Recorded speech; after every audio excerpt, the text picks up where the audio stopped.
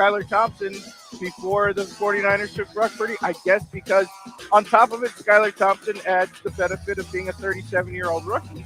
So, you not only drafted a guy who wasn't very good in college, but, he's got a very limited future because he's about to start collecting Social Security. Yeah.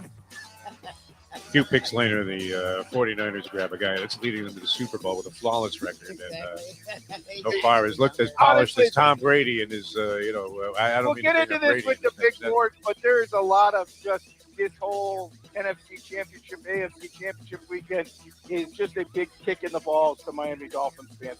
There's a lot of that going on in these two games. The time. Wake up with Defo, joined by Lubie. Welcome to the Defo Show.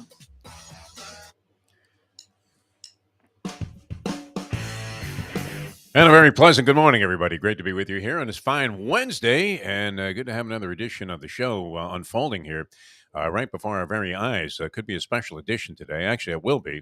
It always is anytime we entertain the great one himself, Mr. Tony Segreto, legendary broadcaster. We'll do a little old school at 8 o'clock today, second hour of the program. But it's going to involve a special guest today. And this was a guy that was I'm trying to think, of the greatest radio bits that I was a part of, either as an orchestrator, performer, and or both. This one was an all-time classic for me, and that was the Dueling Shaps, where a friend of mine, Frank Miramonte, who's the race caller at Santa Anita now, at the time he was working at Hialeah Park, just getting started, and he was down here in South Florida, and we were pretty close. I was out at Hialeah doing racing shows all the time on television. So, naturally was very tight with the track announcer because we traded off information, interviewing him quite frequently about what was going on at the track, became fast buddies, and were introduced actually originally by a mutual friend of ours that we knew from California, the mighty Melendez. He said, this kid's coming to town here. Can you help him out in any way? Miramonte, very aggressive. I mean, you talk about a guy, Lubie, that's professionally aggressive. This guy is aggressive, and I have to give him credit. His dream job, Lubie, imagine this. His dream job was to be the race caller at Santa Anita, and guess what he is? The race caller at Santa Anita. So he made that at a fairly young age. Now, it was not a smooth ride necessarily, but he managed to stay in the game no matter what. I mean, he was calling it Great Lakes Downs and all kinds of fakakta tracks that he had to be involved in over the years. Started out in a nice spot, Hialeah, which was a foundation for many a great race caller, including the greatest of all time, in most people's opinion, Tom Durkin. Started out, well, he started out at Tampa Bay Downs and then really made a name for himself at Hialeah and then got the jobs in New York. Dave Johnson, and down the stretch they come. He started out at Hialeah Park and then went on to Santa Anita fame, and of course was big at the Meadowlands. And after that, Dave Johnson, one of the best, called to New York as well. And Frank Miramonte, not only does he have the Santa Anita job, but will be calling for the first time after the retirement of John Imbrial. Will be calling for the first time. I guess Imbrial might be still doing Belmont. New York announcer, been around for a long, long time, and was always in the shadows of Tom Durkin. Durkin retired years ago. But Frank Miramonte, our good friend, is now the race caller at Saratoga as well. That begins this year. So he's got, two of the premier jobs in thoroughbred racing, and that all started from some very humble beginnings. But he calls me one night. He says, "Hey, you ever see this guy on ESPN, Jeremy Schaap?" And naturally, I watch a lot of ESPN because it's a big staple of, trying to figure out what the hell's going on in the world of sports from day to day. People always ask, "Hey, how do you know all this stuff about sports? How do you know everything that's going on?" And the truth was, and I used to tell people this, it got a lot easier to follow sports and have a general feel for what was happening because all you had to do was watch a 15-minute section of SportsCenter, and you pretty much had, a nice overview of everything that was happening in the world of sport. So it became a lot easier to follow. So naturally, I'd seen a lot of Jeremy Schaap. I was a fan of his father, Dick Schaap, who was a very distinguished newspaper guy, and then later, of course, a television commentator and all around, genuine human being. And everybody loved Dick Schaap, and they liked his work as well. So here's Jeremy, and my friend Frank calls me one night. He says, "You ever see this guy, Jeremy Schaap?" He was relatively obscure at the time on ESPN, although he was gaining momentum and being involved in a lot of reports. And he says, "You ever hear the way that he signs off?" And I said, yeah, sure. I've seen him a million times. He goes, "Yeah, but it's just the way he says ESPN. He Right? really Because he used to close out every report by saying, I'm Jeremy Schaap. And then he would pause for a second. ESPN. So we started having Frank come on as Jeremy Schaap, doing an impression of Jeremy Schaap, and the whole game was, not everybody gets it, but that he would become increasingly more bizarre with each passing appearance on the show. We were doing the first team then with Joe Rose and Steve Goldie Goldstein, and they were always a little bit suspect or suspicious about any of my ideas, that's for sure. But they went along with this one because it was pretty funny. And Miramati does a zillion impressions. If you're not familiar with his work, he was the race caller that was doing all of these impressions of different guys in the middle of race calls when he first started. He doesn't do that anymore. He just calls the races as himself. But in the middle of a race, he would break into like Rodney Dangerfield calling a race. Or, he would break into Marlon Brando as the Godfather, or Marv Albert. He does a Dynamite Dead on Marv Albert. I mean, very distinct impressions and of a lot of obscure people. I always told him that. I said, and he could imitate any race caller that ever lived to a T. His idol was Trevor Denman, the longtime caller out in California. There she is, exuding class. And Trevor Denman had a South African accent. And, it was very distinct. And you would swear that Miramati was Trevor Denman. You would also swear that he was D. Wayne Lucas. I've told you about that other gambit that we had where Hank Goldberg, who always wanted to be known as the guy that was plugged in with everybody, heard us interviewing what was Frank Miramati doing an impression of D. Wayne Lucas before a big race that was taking place here, like the Florida Derby. And then he comes on, Hank, in the afternoon, a little envious that we had D. Wayne on the air, which we didn't have D. Wayne on the air. We had Frank on the air as D. Wayne. And he says, I had lunch with D. Wayne Lucas, and they asked him all the wrong questions this morning.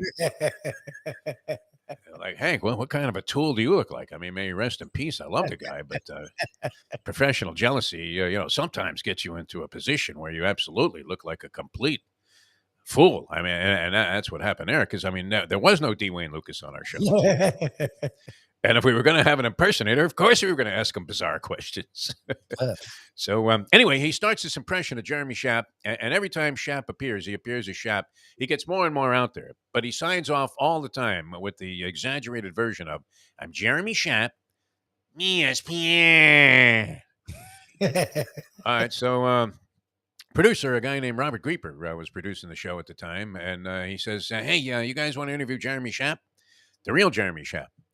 And we're like, yeah, sure, why not? But, I mean, maybe he's going to be sensitive to the fact that we've been doing this impression of him, that it wasn't like it was unflattering, but, we did make him look a little clown-like with that sound off. And then, we were having him, say more and more bizarre things every time Frank did the impression.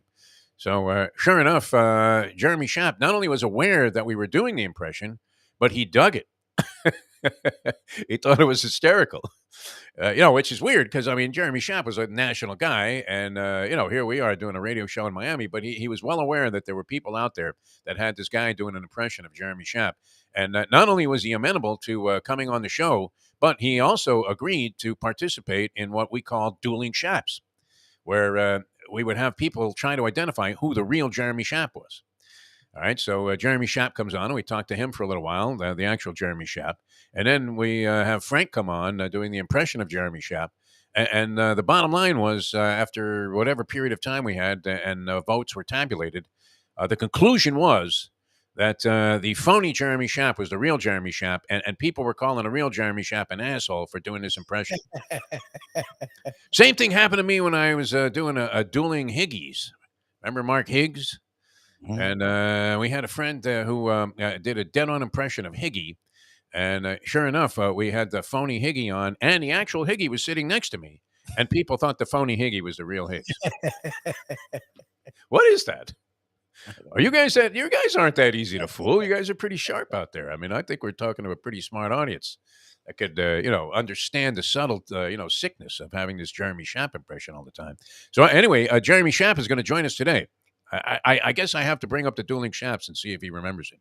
I would imagine it's not as big of an incident in his life as it was in ours, because for us, it was like an hysterical home run of a radio bit. And yet I think he might remember it. I will say this, and I've said it before. I was at a Met game with my friend Ira, the Met fan, one year, and he dragged me to a Met game, and we're sitting in some pretty good seats.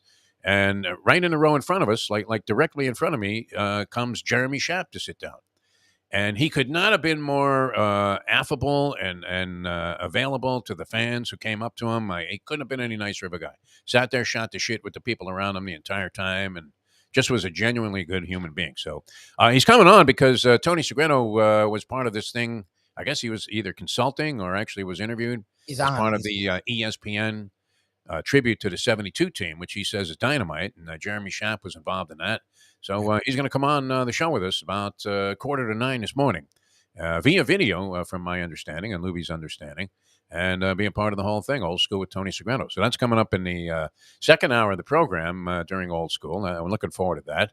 And then on top of that, we're going to go a little overtime today.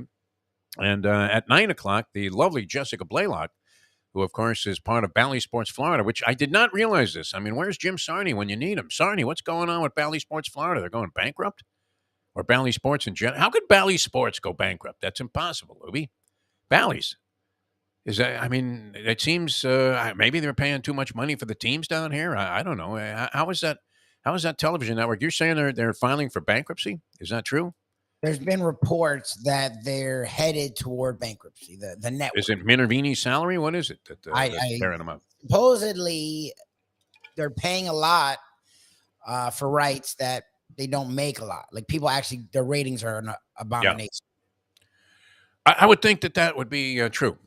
I mean, I would imagine radio ratings for sports franchises right now, and I have to think are bordering on Plutarski 0.0. I know it was just a big deal. The Dolphins switched and moved their rights from WQAM down here to local station. How that's going to work at all? Yeah, and they're owned by Odyssey Sports or whatever, Odyssey Network, and now moved to iHeart.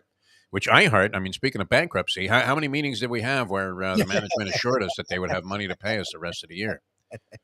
There I was making like $10 an hour as a part-time guy and essentially running a renegade business right out of their own operation, which was great. And Lubie and I, it wasn't like it was easy all the time. I mean, you're selling your own advertising and doing all of that. But, it'd be a lot easier to just come in there and have somebody hand you a couple of $100,000 to do a show, wouldn't it? Yes. Those were the days. It can be very lucrative and it can also be very frustrating, as we know from being in this endeavor for a long, long time now, where all of a sudden, the guy that you had your biggest contract with says, hey, guess what? I'm retiring. And you're like, what? And he was your only connection. Now you have to make up the money. It's not like, they're just going to hand it to you. But iHeart has been like threatening, I mean, not threatening, but threatened by just about every creditor they have that they were going to shut their doors. And they would bring in some guy that was supposedly brilliant. What was the head guy's name? iHeart. I want to say Bob something. Oh man, Bob Pittman. No. Pittman. Yeah, Pittman. And then Pittman would have like an annual meeting with all of the people. We had 7 radio stations in the complex there, in the cluster, as they call it. And it was mandatory, right? It didn't matter. Like you just got off a morning show at 10 o'clock after being up from 4 in the morning, and they tell you, you better be here at 12 when Pittman shows up. Okay, yeah, well, sleep in the lounge for a couple of hours and then listen to something that's going to be so completely irrelevant to anything that I'm doing that, and a guy would paint like a rosy picture, a pie in the sky of how the company is emerging from this hideous financial situation where they're $30 billion in the hole. And he would look over to the henchman, the bean counter there and say, you know what, by next year we'll only be $29 billion down. You're like, whoa, I tell you what, that's a relief to me. I'm sure those health insurance prices will go right in the line there where you guys are paying everything for all of the employees. But they're still in business, and they managed to secure the rights for the Miami Dolphins. I think the big issue there was the Dolphins wanted to be on an FM radio station of some significance. Yes. And they had left, as franchises had a tendency to do. I mean, when we signed up for that job at iHeartRadio, they had the Miami Heat and the Miami Dolphins. Yes. And then later they acquired the Marlins, but the Heat left in the middle of the season, not even the middle of the season, after 3 games into the season. Yeah, I've never seen week. that. They changed radio stations. They found a loophole in the contract and said, well, if we're not being, afforded or accorded the same considerations as the Dolphins, then we're out. And sure enough, they were able to weasel their way. I don't want to say the Heat did that, but and the truth was, the signal on the station that they were being carried on, you couldn't hear it in Broward County anyway at night. 940 wins. So it was a very poor signal in parts of Broward County. So what good is that when are the Heat followed more by people in Broward or Dade? What would you say? That's an interesting question to address. I don't know how the demographics play out. I would think the Heat were kind of a Broward thing, but it does seem like they have a huge Hispanic following for the Miami Heat. That young Latins are the ones that comprise a lot of the audience there. I just think the youth, period. I mean, it's the one franchise down here that's won consistently their entire life. Like, look, on 5 Reasons, I've joked about this a lot, but like, we can talk about anything and our numbers are we do anything Heat. Like our one yesterday is up to 1.2 views, 1,200 views. Right. Because I found a 5-minute segment of us talking about the Heat, and I did an intro and an outro. So it's a 15-minute segment talking about the Heat, and it's up to 1,200 views. If we talked about the Dolphins can sign a quarterback and be a big friggin' They could get Aaron Rodgers, yeah. It's like 400 views. If we talk about the Marlins, it's like 60. So no, like, Marlins are bad. Panthers, like grabbing Blaylock on. They're hosting the All-Star game. The Panthers were the number 1 seed last year. I would fluff it up, and it'd have like 80 views. So like the Heat are I think I'm trying to decipher if it's Broward or Dade, but I think it's just South Florida. Like the South Florida, I would say my age and down. Like when I was growing up, it was the Dolphins. Yeah. And some people like the Heat. Now it's the Heat, and it's not even close. Like the Heat are their own animal, and then everyone else just surrounds. That's sort of surprising to me. I mean, I would always think that the Dolphins were the big kahuna here. And at the interest, Heat would probably be second. And, the Marlins are always going to stagger for attention in this town. It really seems like it's irrelevant what they're doing from year to year. They got a little bit of an upswing, an uptick in interest when Derek Jeter first signed on. And once again, I mean, you give people periodic rise for hope. But that quickly dissipated, and it looked like it was going to be a mess. And it didn't seem like Jeter was really all that happy to be immersing himself into being an ambassador for the team. That could have worked out a lot better, right? You would have accepted a lot of losing seasons for the Miami Marlins if you could have kind of rallied behind Derek Jeter, if he was one of those guys that made himself a big public presence. Look at even Mark Cuban with the Dallas Mavericks. Nobody gave a shit about the Mavericks, but they did give a shit about Cuban. Yes. And so, by him becoming the centerpiece and always railing away, fighting for his team and tackling David Stern about issues of unfairness and this, that, and the other thing, getting fined all the time, all of a sudden, that they had a little upswing in their ability to play. And the next thing you know, they were selling out every night. But Cuban helped, kind of set the pace for a lot of that. But Cuban sat courtside. Yeah. Cuban interviews all the time. He fought with refs. He went on national media bitching so that he was a lightning rod. Yeah. And then he became a personality. It's actually, Jeter did it like the first week when he did that friggin' press conference that all of us bitched about. And we talked about the Marlins for like a month because we're like, fire sale. Like, you actually have a young core. Just get fucking pitching. Like, what are you talking about? And then we stopped because he then went back to being Derek Jeter, wanted nothing to do with anything, was never out there. Very, very distant, yeah. We got one interview with him as the flagship and the only show that had anything to do with live sports really on the station. And he never embraced it. He never was willing to be that guy. If Jeter was the type of guy that would pick up the phone, Pat Riley was very visible too. I mean, he's kind of distanced himself from that and being the face of the Heat franchise, even though he is, but he doesn't do as many interviews as he used to. I mean, we used to count on Pat Riley coming on the air like every couple of weeks and giving us nothing but pure, pearls of wisdom and brilliance. And so it made you like the Miami Heat, whether you were a Pat Riley fan or not. You were thinking, wow, this guy's fascinating. I'm going to catch a couple of games, see what he's talking about. Jeter never did much of that, any of that for that matter, right? Even when we were out there at spring training and he was standing around. Yep. You'd figure, and Mattingly was always, agreeable to come on any show and would give you all the time in the world and sat down, and you got the feeling that he genuinely enjoyed talking to people, whereas Jeter was very aloof and distant, much like he was with the New York press, who protected him forever from any kind of controversy or scandalous behavior, even though he literally had a conveyor belt of women coming in and out of his apartment. And as they were leaving, he would hand them one of those popcorns in the cylindrical cone, which also became a megaphone. Remember that when you used to get the popcorn? That was at Met games. I think they did it at Yankee games too, where the popcorn came in like a cardboard cylinder, and it was packed in some kind of cellophane. So you would bust that open, and then after you finished the popcorn, you would have a thing that were going, "You suck," the rest of the game, right? And you kind of love that.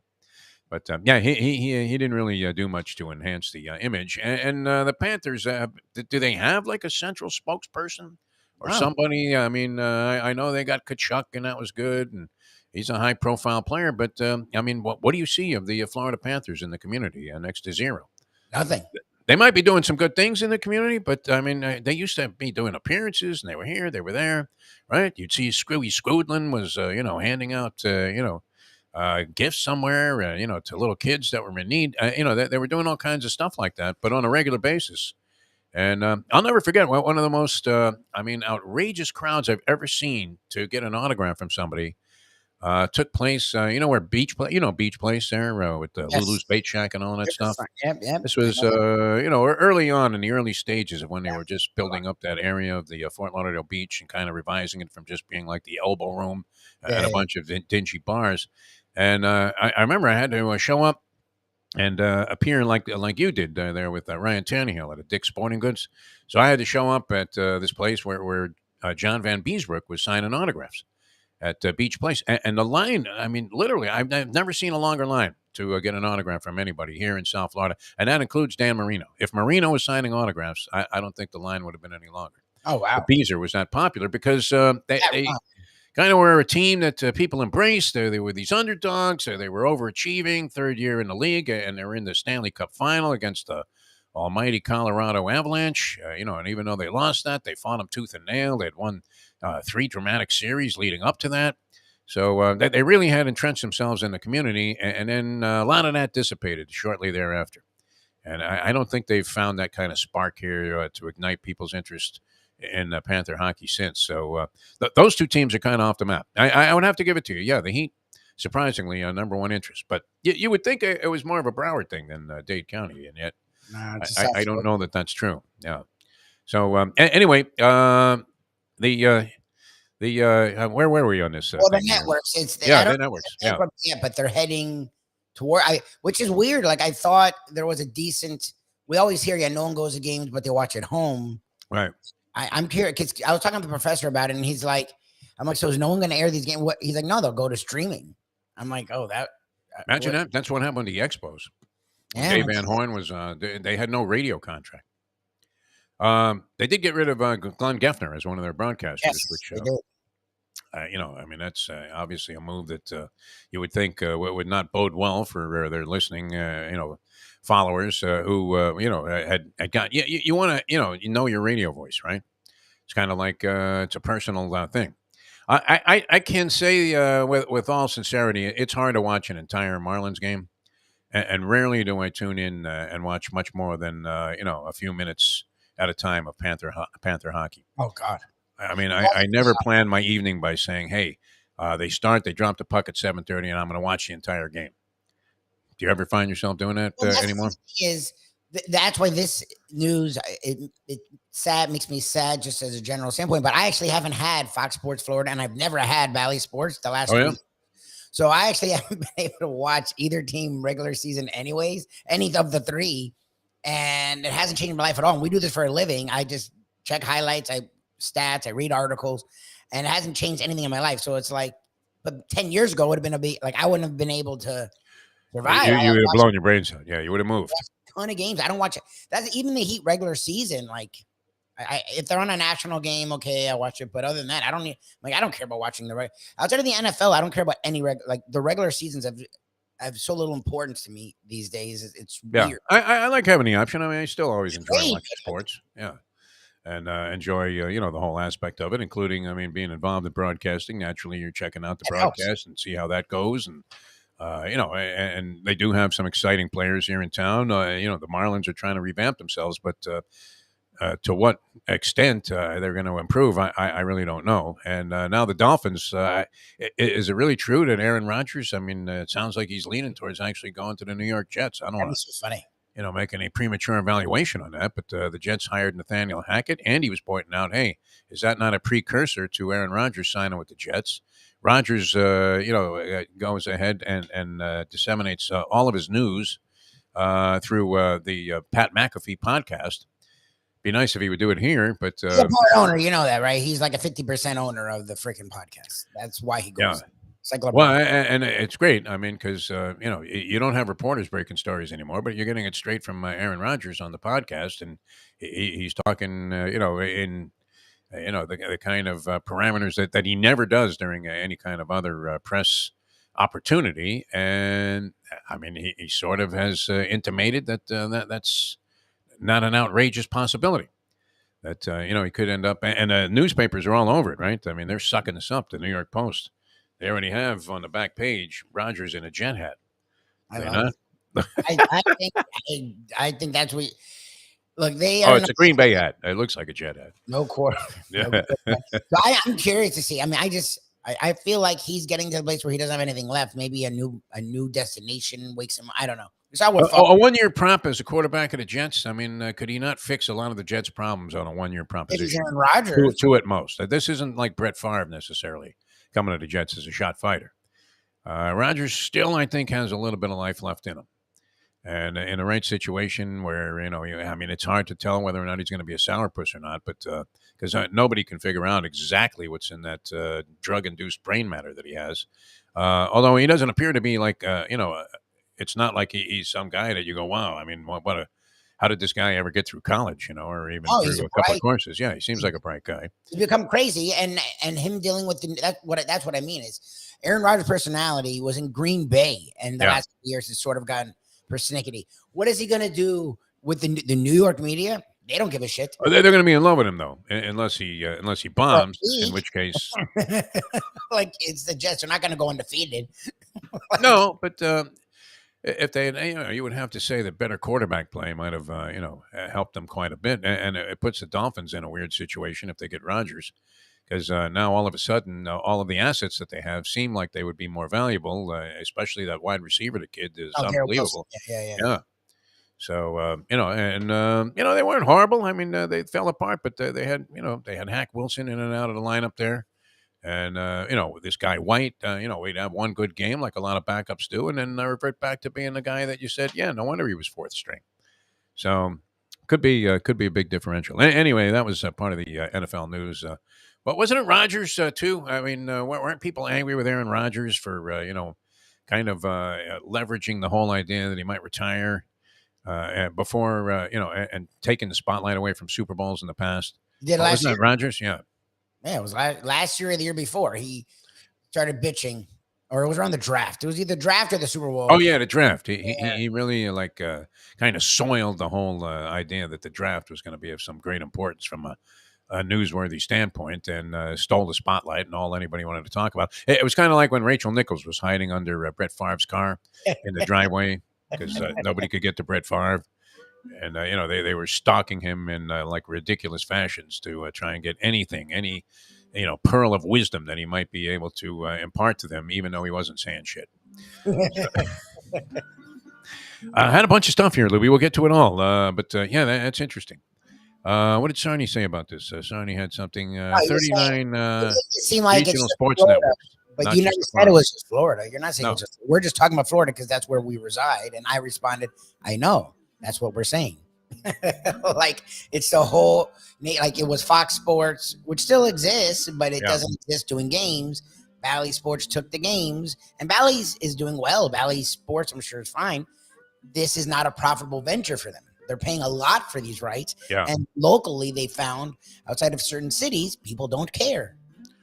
No, and the advertiser response, I would imagine, would be marginal, although a lot of advertisers do. I would think that they have some kind of package where, you have to buy everything, right? You're in the stadium, advertising program. You're on TV, radio, whatever. I'm not sure how they sell it, but it does seem like it would be prohibitive here. I mean, how do you convince somebody that lives here in town that, hey, you know where your ads would really look good? Marlins baseball. Yeah, like no one cares. Like that's the thing. It's not worth it for companies to advertise there. By the third game of the season. And the rates are low. Yeah. Like we learned that, like that's what's funny about these industries is like when things are struggling, instead of just putting things out so you can make money, they have the fucking stupid mentality of, well, it's worth this. It's worth what someone's willing to pay. That's literally the definition of what value is. So because you think it's worth that, if no one's willing to pay it, you're now losing money because you're making no money. And that's it was laughable, right? When we used to meet with the salespeople there, and they would say, "Well, I put a package together here. See if see if you can go out to the meeting there and help convince them to go ahead and pay this." And you look and go, "My God, what are you talking about there?" And these spots are going for $10 a shot. Yeah. You need to give this guy like 1 million spots, for like 1/10 of that money. And they would take a hard line, like the guy would agree to almost pay like the entire amount, and then they go, "Oh no, we're not giving any discounts today," and they'd end up with nothing, right? Who was that guy? Todd Winnick, one of the worst, human beings I ever met in the business. Pissed off people who wanted to be there. Yeah, because they have this weird. How is that guy still working? Huh? I mean, because they're radio, executives really became, just beyond. Instead of getting more creative and trying to find ways to use the medium in the way that it had advantages, they would go with like a Rich Kotite school of coaching, right? Let's just go with the standard shit. I mean, look what's happening, right? You have a radio station that's about to carry a flagship station for a local pro football team, most popular team in town, as you said, and they don't have any shows. I'm really curious, and I've said it online, and we've been very cordial in our absence.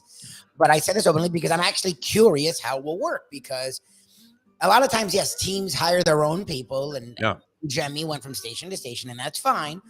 But usually, the live on-air presence will be worked into broadcast pre, post, during the week. You'll do interview. Like, I'm curious yes, they want FM, but the FM station is a rock station that does not like. Yeah, they're going to do nothing once a week or something, sure. And maybe like a scoop.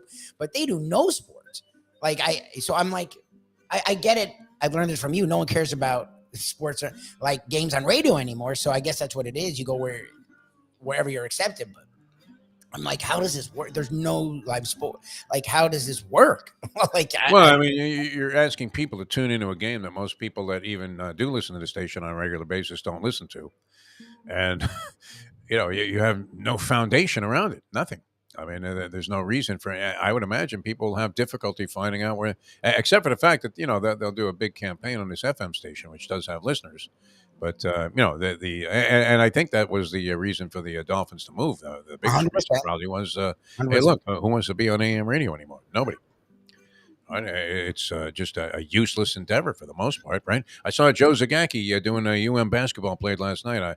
I saw Joe Z when they were playing against Florida State in Tallahassee. He was pretty much prominently in the center camera shot the whole time. Anytime they panned over to Larinaga, you would see Joe there at the end of the scorer's table. And I'm thinking, who the hell's listening to these games on the radio, right? If you can even hear them.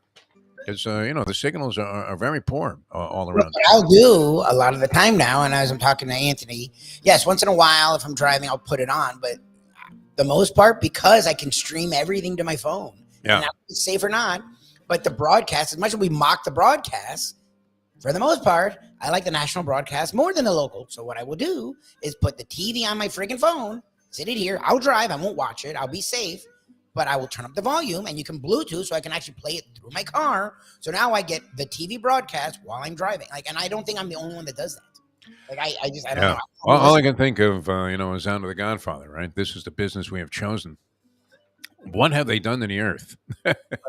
It's crazy. Now we know the world has changed, and it's fortunate for us, right? I mean, all oriented towards gambling and video streaming, which you could do from your bedroom, and actually look like you're doing a professional television show, which is amazing to me. I mean, you used to need hundreds of thousands of dollars worth of equipment to be able to put together even the simplest of shows. Yeah. And now you can go out, with a camera and a computer and a couple of lights and look like. No different than when you see these panel discussions on any network, which is pretty incredible. So we're fortunate there. We just have to find a way to make it very, very profitable. That would be, the next step in this whole game. Well, what's the story on the meeting with Scoop, by the way? Not to conduct business. Friday? Okay, he's coming out to the stream because I know that you'll for sure be. I'll be there for sure. Yeah, I might have to pass on the shenanigans today just because it's hell, for me to drive there and back. That's all. I love being there. I agree. I drive all over South Florida for the thing. Well, you unfortunately became essential. Yeah. Me, I could just plug this in, and May will ask me if I like mayonnaise on a hot dog, and I say no. Tell you the truth, Mike. Somebody puts mayonnaise on a hot dog, whoosh, that's going straight in the trash. All right, we mentioned Miami over Virginia Tech real quickly. Nigel Pack, how about this? 5-minute span. He scores 17 points, and guess how many points he had in the game? A 5-minute span. He went 20. He ended up at 17. Those were all of his points. All of his points. Yeah, he went Reggie Miller. 17 points in 5 minutes, and that helped Miami pull away from Virginia Tech. So they're now 17-5 under Jimmy L, and 8-4 in the ACC, which is pretty wide open. They play Saturday at Clemson. Clemson, surprisingly, and Sarnia love this, lost to BC, who's been a very weak entry in ACC basketball. Kansas and Kansas State was the big game in college basketball last night, and Kansas got retribution for that narrow loss that they suffered at the hands of Kansas State. This was in Kansas. Well, obviously it was in Kansas, but it was at the home of the Kansas Jayhawks, right? Jayhawks we're talking about. 90-78 was the final there. Both teams now 18-4. Wide open. I mean, the NCAA tournament this year has to be the most wide open affair you've ever seen, right? Purdue was a unanimous number one, and they got that guy Zach Edey, who, why doesn't the professor like him? He's been spectacular. He's going to be the player of the year in college basketball, is he not? Edey, big 7'6" guy, whatever he is. Has he criticized the Purdue? I don't know. Maybe he has. He doesn't really love him that much. But I think the guy is, he's got some nice, sound, fundamental, offensive skills. I mean, he may not be Kareem Abdul-Jabbar, but he's still, he's very, very functional in there, and obviously in a position to dominate because he's so fucking tall. So that's great. And then the other story there is Rodney Terry, I guess the interim Texas coach, took over for Chris Beard, who got in some domestic dispute. And ended up being charged with a felony, so they had to drop him real quick. Although, that's not always cause for dismissal when it comes to coaches. Players maybe so. So Rodney Terry is now with Texas 18-4 on the season, and he's got them playing some really good basketball. They're 7-2 in their conference. I didn't know this, Lubie. This used to be something that you would have to. It was part of the knowledge that you had to have. It was, you had to at least possess, the knowledge of what teams were in what conference, right? Oh yeah. And names of stadiums used to be important to guys that were doing sportscasting. You looked like a fool if you didn't. Now I feel no shame about having no idea what the hell is going on. I didn't realize this. Cincinnati, Houston, UCF, and BYU are all going to be in a Big 12. This year, yeah, they start this year. Wow. So who else is in there? How many teams are in there? What are they? Like 16 teams now? Texas, Oklahoma leave next year. Oh, okay. That'll take me a while to catch up with at 72. And then next year, I think Utah and USC go to the Big 10, and I'm curious if anyone else goes with them. And then feels like it's going to be all hell breaks loose. We'll see. All right. Heat winners last night over the Cavs. Jimmy Butler with 23. Talk about balanced scoring. Caleb Martin, Bam Adebayo, Tyler Hero, all 18 points in that ball game. Mitchell misses a 3. Donovan Mitchell misses a 3 at the buzzer. And the Cavaliers go down. They were having a real good season. So that was a significant win. And one of the days of days in the local broadcasting industry is upon us here today. Although, as we now know, it doesn't hold as much water as it used to, as much significance as it used to. And that is National Letter of Intent Signing Day. Oh, yeah. This is the official. Today's the official This is the big one. This is Max Emfinger. This is, any guy you can find who can talk about high school football players from around the country, which was anybody scouting that high school team where the coach was playing? You see that story? Coach, a high school team. I don't know if they were just short a player or, what the hell the story was behind this. I don't know that they really addressed that aspect of it. They just thought, wow, how ridiculous is it that this coach pretended to be a 13-year-old and was out there playing with her high school basketball team? Oh, Jesus. She's supposed to be coaching. I don't know if she was an assistant or the head coach. Can't imagine. It didn't look like, the school was a relatively insignificant one in terms of, it's not like you were talking about modern day here, but the coach suited up and played and pretended to be 13 years old. Oh, it was supposed to be a 13-year-old. There you go. Yeah. That's really cool. It's like junior high, right? Yes. In the name of, sports and integrity, right? God. All right, well, we have a lot more to talk about. The line in the Super Bowl inching a little bit more towards Kansas City, now down to 1 1/2 the last time I looked.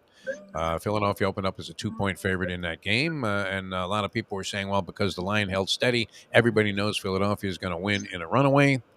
You could buy that theory. I don't know. I mean, do we sell out on Kansas City? I'm going to be rooting for KC in the game. I would like to see Mahomes win again. I really would. And I'm hoping that he has a stellar performance. Nothing against the Philadelphia Eagles. I don't have a huge rooting interest in either team. I generally kind of go with the AFC over the NFC because we're an AFC city, and I was always an AFC fan, AFL fan. So, I'm going to pull for the Kansas City Chiefs in this one. Would I take 1.5? Maybe. I don't know. It's very easy to see Philadelphia winning this game and just grinding them down to a nub with a better offensive and defensive line. So we'll talk some more about that later on, I'm sure, with Tony. Tony Segreto is going to join us. Jeremy Schaap are going to be with us in the 8 o'clock hour as well, talking about that 72 documentary and maybe some other things. And Jessica Blaylock at 9 o'clock from hopefully the still very financially sound Valley Sports Network here in South Florida, where she does a great job covering both the Panthers, and we'll find out, does Paul Maurice have a personality? Or is he the French Joe Philbin? Do we put that to her in that fashion? She might get it.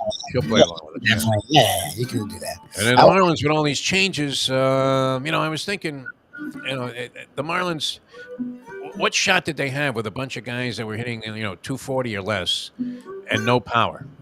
Zero, right? In a ballpark that's not conducive to producing a lot of home runs anyway. I mean, these guys had no chance to do anything if you're going to have nobody on base.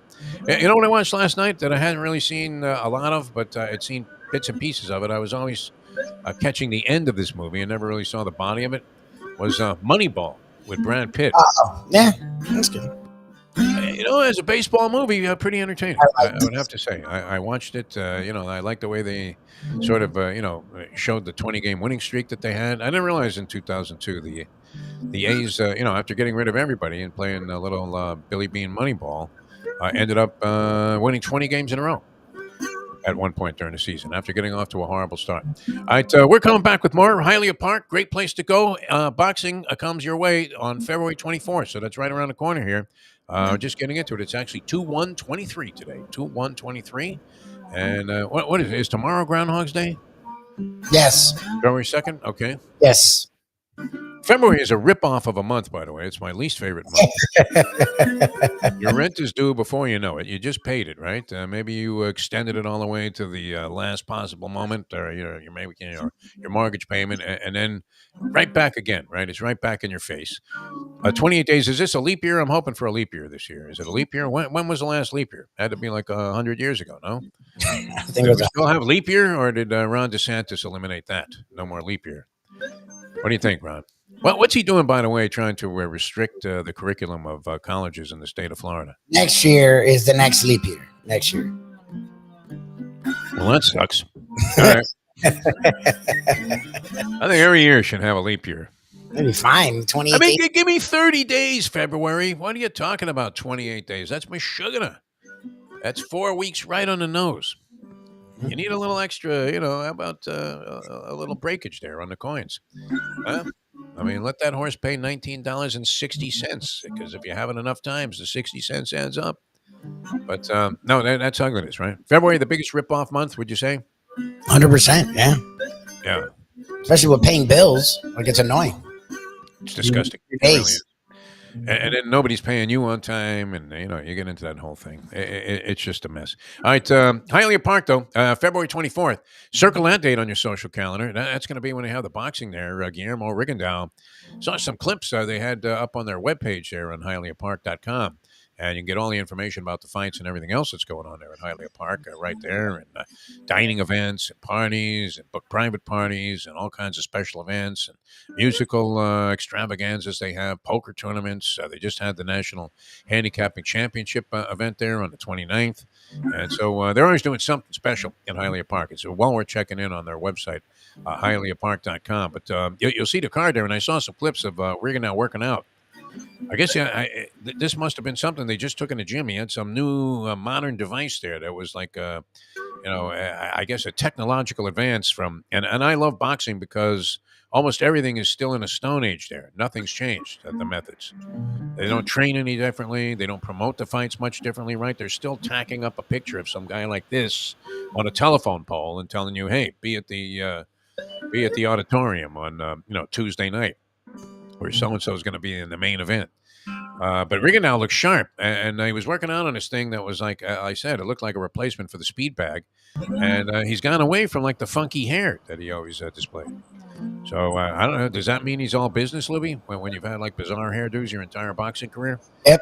I mean, this guy was the Cuban Paulie Malignaggi when it came to hair.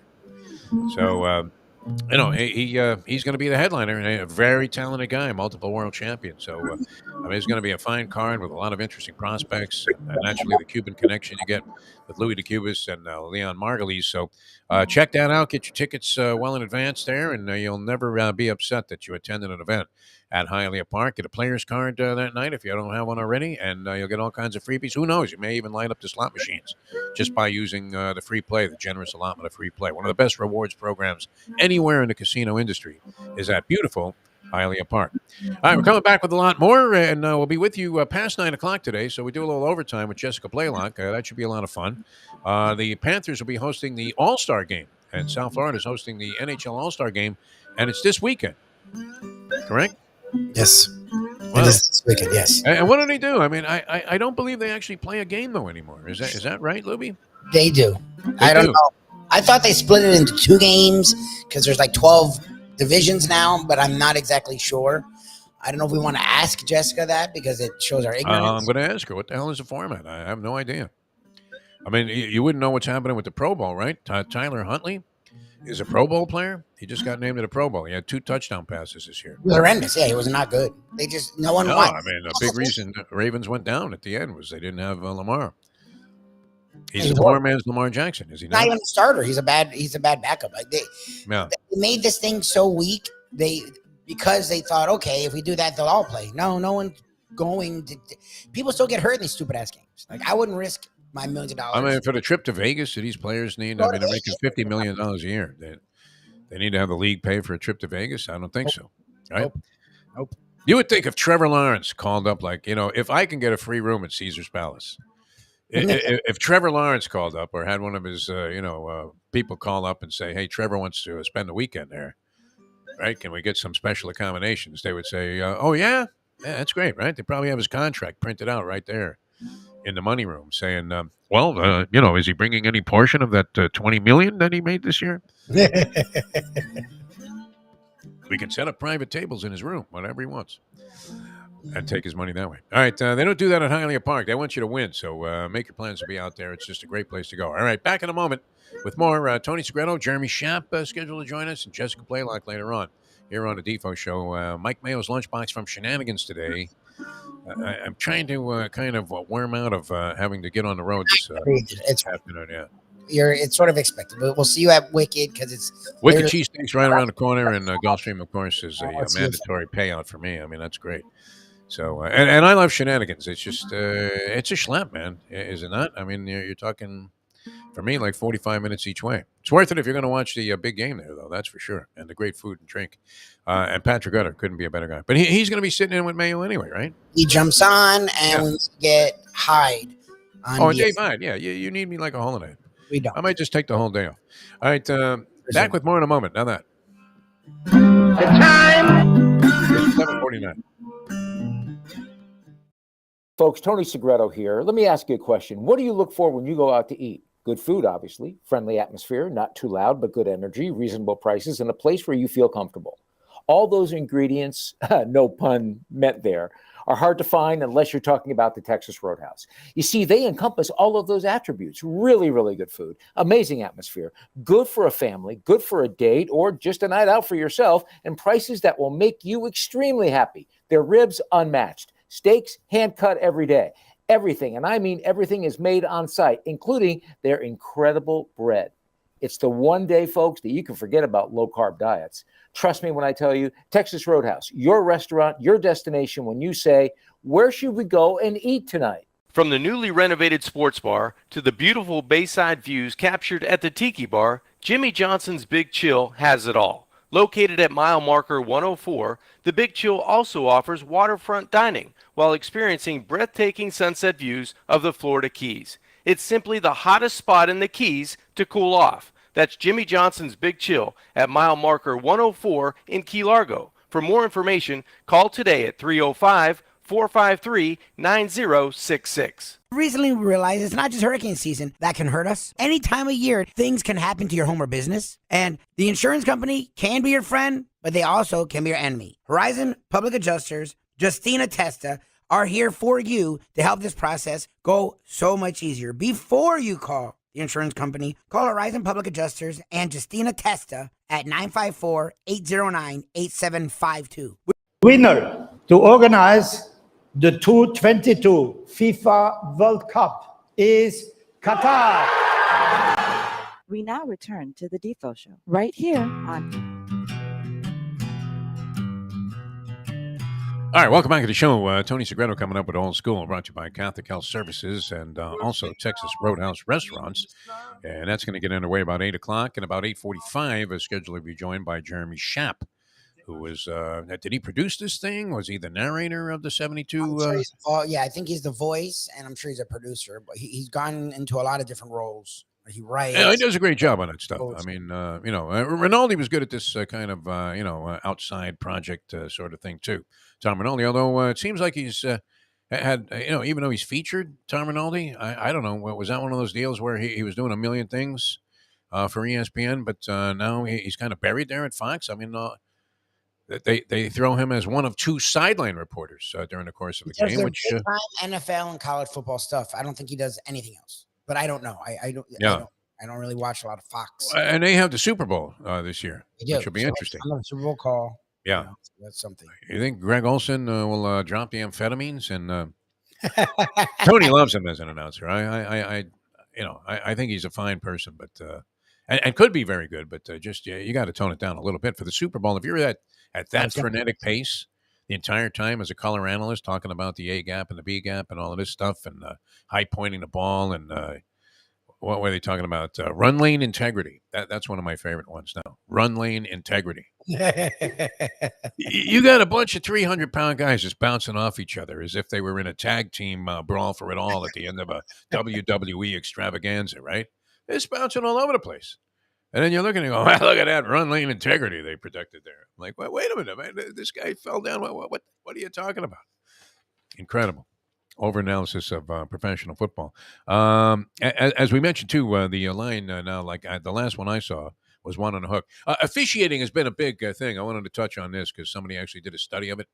And everybody's seen the replay. And, of course, LeBron James' reaction as if he never got a call in his career. Now, I have nothing but admiration for LeBron James. Not everybody likes everything that he does.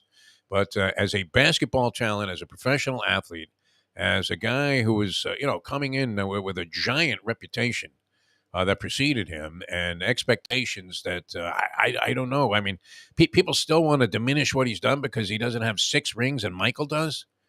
I mean, doesn't Robert Horry have like 7 rings? Yeah, I mean, does that make him better than Michael Jordan? Of course not, right? Chuck Nevitt has like 4 rings. I know.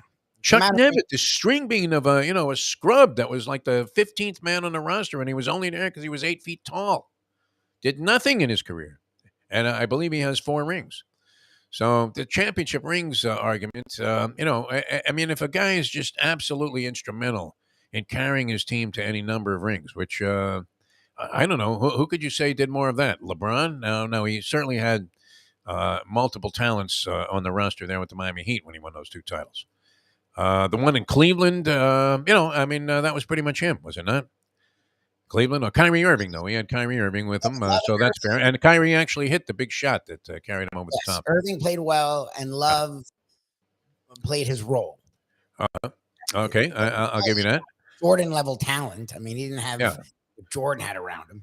Jordan's championship teams. I mean, they managed to find in succession 3 straight sharpshooters who could all be dynamite from 3. Yes. Right? You had Paxson, you had Hodges, and Steve Kerr in succession. Yes. 3 guys that were dynamite at what they did. Their one job was to chuck from 3-point range. and they were always going to be wide open because there were 6 guys on Michael. Yeah, well, and Pippen, right? And you had Pippen, and you had Horace Grant. I mean, you had a lot of players on those teams that were very, very instrumental in. I mean, that was a solid team. Obviously, I mean, made great by the fact that Michael Jordan was playing at a sensational level. But when you look at it overall, I mean, LeBron James' career he's about to pass Kareem Abdul-Jabbar as the all-time leading scorer. He just passed Magic Johnson and Steve Nash to become, I believe, 4th in assists, either 3rd or 4th in career assists. Now, he's had a 20-year career, but it doesn't appear like it's coming anywhere near its end. As I said before, I mean, this is a guy that might play with Bronny's children as well. Is it possible? We just had like Bobby Hull check out, right? And he nearly played with his grandchildren. Is it possible that? Oh no, that was Gordie Howe. No, Howe. That was Howe. Did Hull ever play with like Brett Hull? No. Or any of his kids? No. So he had some pretty impressive offspring as well. As a breeding animal there, Bobby Hull is a hockey guy. Was right up there with. I mean, I had a secretariat who wasn't able to duplicate himself ever. Unbelievable. Became like kind of a brick of a stud, right? You see many horses by secretariat? No. Stormcat, my friend. Stormcat. That's the one. Tap It Now is the sire that you got to look for if you're going to try and win the Triple Crown races. All right, we're coming back with Tony Segreto. So just to finish the point, LeBron, crying about these calls, and that was outrageous. I mean, there's a guy. This is what disturbs you about officiating. When a guy is literally looking at a play from like 2 feet away, there's a referee standing right there, clear view that Tatum hacks LeBron James. The only way that the shot was not going to be easily made by James is if he got hacked. Yeah. The shot, there was no part of the ball was blocked. I mean, it was just clear, impeded him from making that basket. It was a game-winning basket. And I guess it had happened, like the previous ball game also, similar type of thing. But they did a study, and they said that in the last 2 minutes of games, in questionable calls that were either made incorrectly or not made, period, the Lakers had 34 of those situations. And 21 of the 34 times, they got the benefit of a bad call. So all of that screaming, and how demonstrative was LeBron James that he was absolutely, apoplectic that the referee missed that. But, there's no excuse for that. How do you fix that? This guy had to be completely asleep, right? Completely asleep. Well, the ref's right there. That's my problem. Is the ref stands right at the baseline. Yeah. And I get it. You don't want to call fouls. You don't want to get in the middle of the game. Okay, but again, you and I, we've talked about this. Like, if it's a foul that you'd call it, you have to, because then now you're changing the integrity of the game. Yeah. Like, guys can just tackle, which is what you see on Hail Marys, because they know they won't call it, so they just tackle guys. Yeah. You can't have that. Then now the offense has no shot. Like, it's got to be fair to some extent, no matter what time of the game. Well, and also if you awarded a couple of free throws for a ticky-tack foul early in the game, and those points loom just as large as these 2 points at the end of the game. Yes, they do. So, from an officiating standpoint, you need to be even-handed from the game start to the end. And I understand you might allow a little bit more. I mean, look, on a concluding play, do you really want to call some ticky-tack garbage? Oh, no. But then maybe you shouldn't have been calling that earlier in the game. That's part of it also. That, yep. Yeah. I mean, and that's what players have always said. Hey, just be consistent, right? Yes. But, they have a tendency also, and we've learned this to be true, that there are actually meetings held as to what certain officials are going to enforce and emphasize. Yes. So, and they showed a bunch of bogus calls in that Cincinnati Kansas City game. Wow. That were extremely important. I mean, a lot of people were complaining that maybe they should have swallowed the whistle on the personal foul on Mahomes at the end of the game. I don't really agree with that because it was a little too blatant, right? As he literally was. Well out of bounds by the time this guy gave him the shove. So you have to call it. It's just a dumb play by a defensive player at that point. Very unaware of his circumstances. Maybe he didn't know he was out of bounds. How could he not? The bench was there. He was about to tackle a cheerleader. Aren't you pulling up at that point? You have to, right? But they showed a lot of examples. And, we forgot all about that opening play where the officials bungled the call in the game with the San Francisco 49ers and the Philadelphia Eagles, which led to the Eagles' first touchdown, where it was clearly a drop. And, they ruled it a catch. And then they ran up there real quickly and snapped the ball. And, unfortunately, Shanahan fell asleep and didn't challenge that play. Because, I don't know. Well, what was he thinking, right? Don't they have guys in the booth? I guess they didn't see that angle until later.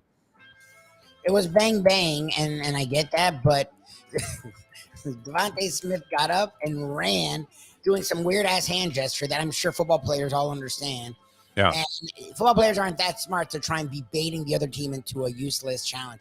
The minute he got up with that, I'm like, oh, you better challenge that. Like, when they were hailing it as a great catch, I'm like, he's getting up weirdly fast, and he's not celebrating at all, and he's not taking his time. He knows he didn't catch that ball. Yeah. And Shanahan sucks in those big games. He did it all game. He was weird. Like before half. Like, why are you throwing it in the shotgun when you're in this game? Somehow, by the grace of God, you have Josh Johnson, who hasn't played at all this entire season. No one who's in the league still. You're hanging around in this game. Your defense is playing out of its mind. Like, why? Why would you give them any? Like, when that ball hit Johnson in the face, it pretty much said it all. All right, Tony's ready to go. Tony Segreto, and we'll do a little old school, and it's going to be a special edition of old school, as we will feature when we hope to connect with Jeremy Schaap later on. Can we pop Tony up so people can see, how handsome he looks today? Yeah, there he is. Hey, good morning. Good morning. Where are you, kid? You look like you're home. I am back in South Florida in the heat. It is so hot. Oh, wow. Nice here. Beautiful. What are you talking about? Oh, for you, yeah. It's hot. You'd fry an egg well, in light of where I could be right now, where it's like -15. So pick your poison. I tell you what, Lubie and I can relate to this because we were in Dallas and they had like a minor snowstorm. Yeah. But it left like icy conditions on the road. We were out there for a Super Bowl many years ago, and you could not drive a car. I mean, they don't have any traction whatsoever, and an extremely poor system of clearing roads. And that whole state, Texas, was iced over with like a slick glaze that you would have to be like a Vermonter to be able to handle it. I've been to Dallas for Super Bowls, and I've been there for the Cotton Bowl, and that time of year is, it is just it's a crapshoot. You just don't know what you're going to get, and these ice storms right now are horrible. And there's no way, there's not a tire made to be able to handle the ice like that. No, you hit your brakes and.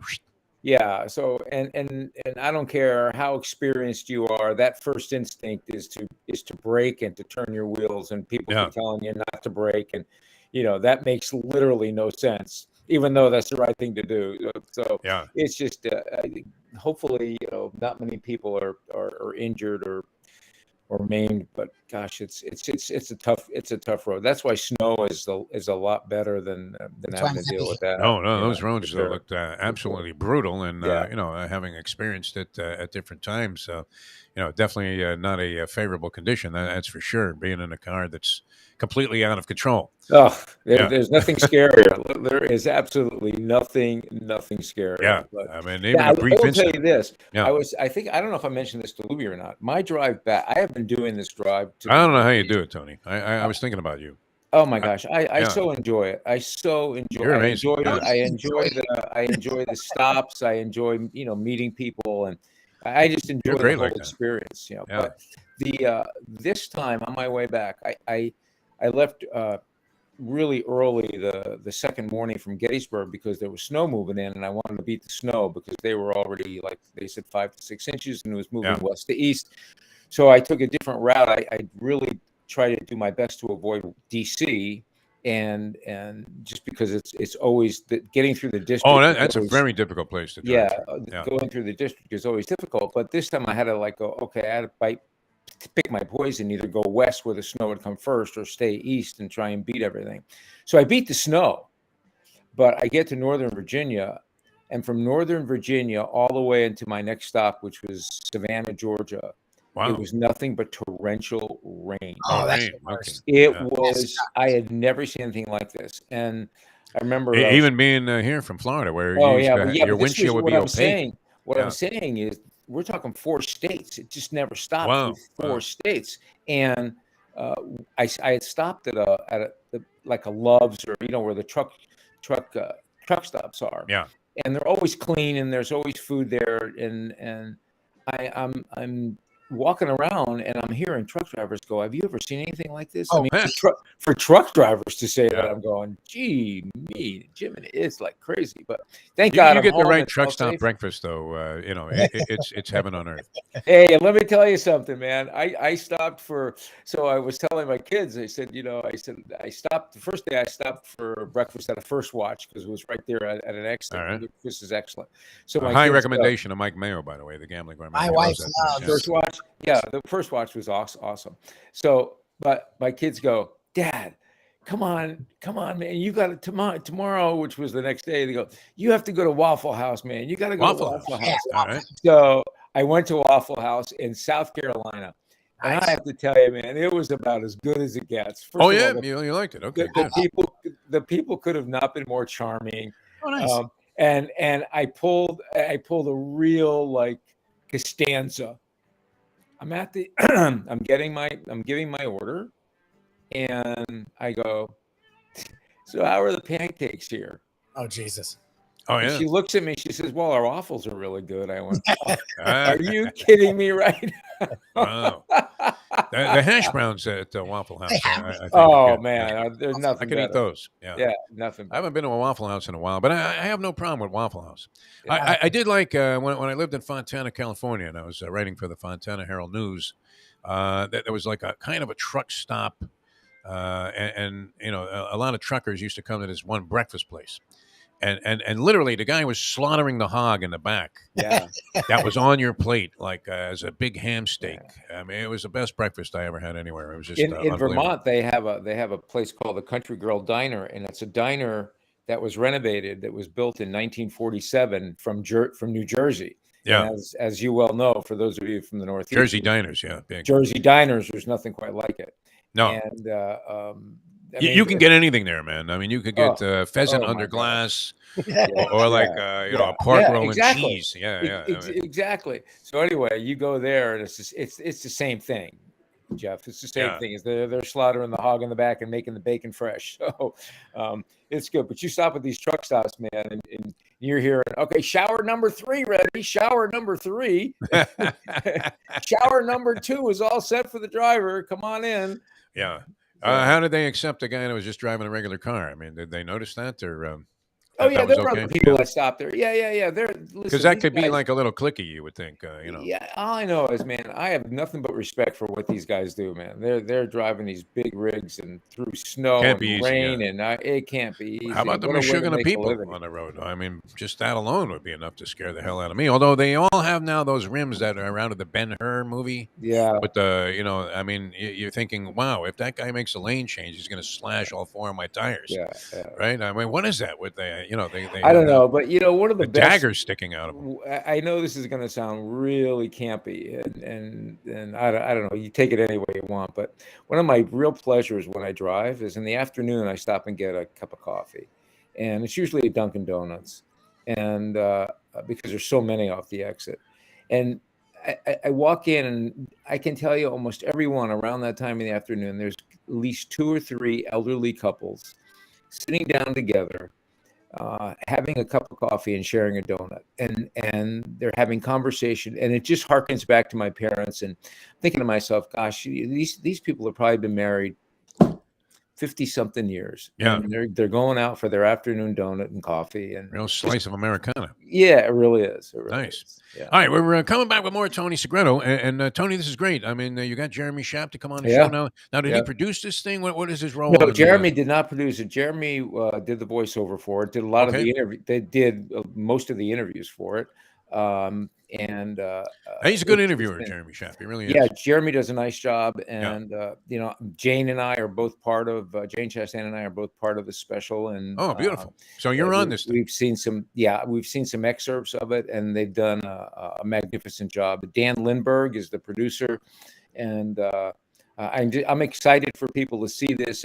For those of you, Lubie, did you ever get to watch the NFL Films one? I've seen parts of it, and I'm really looking forward to seeing what ESPN does with the whole story. Yeah, NFL Films did a nice job, but I think when you see the beginning and the start of the ESPN version, it moves you. It really does. I told the producer yesterday, because we have been in touch almost on a daily basis, doing fact checks and things like that, and I said, I don't get moved very much after all these years watching things, but boy, that opening was pretty cool. So we'll Cooch, see. Man. Yeah, I'll be tearing up when I see Cooch.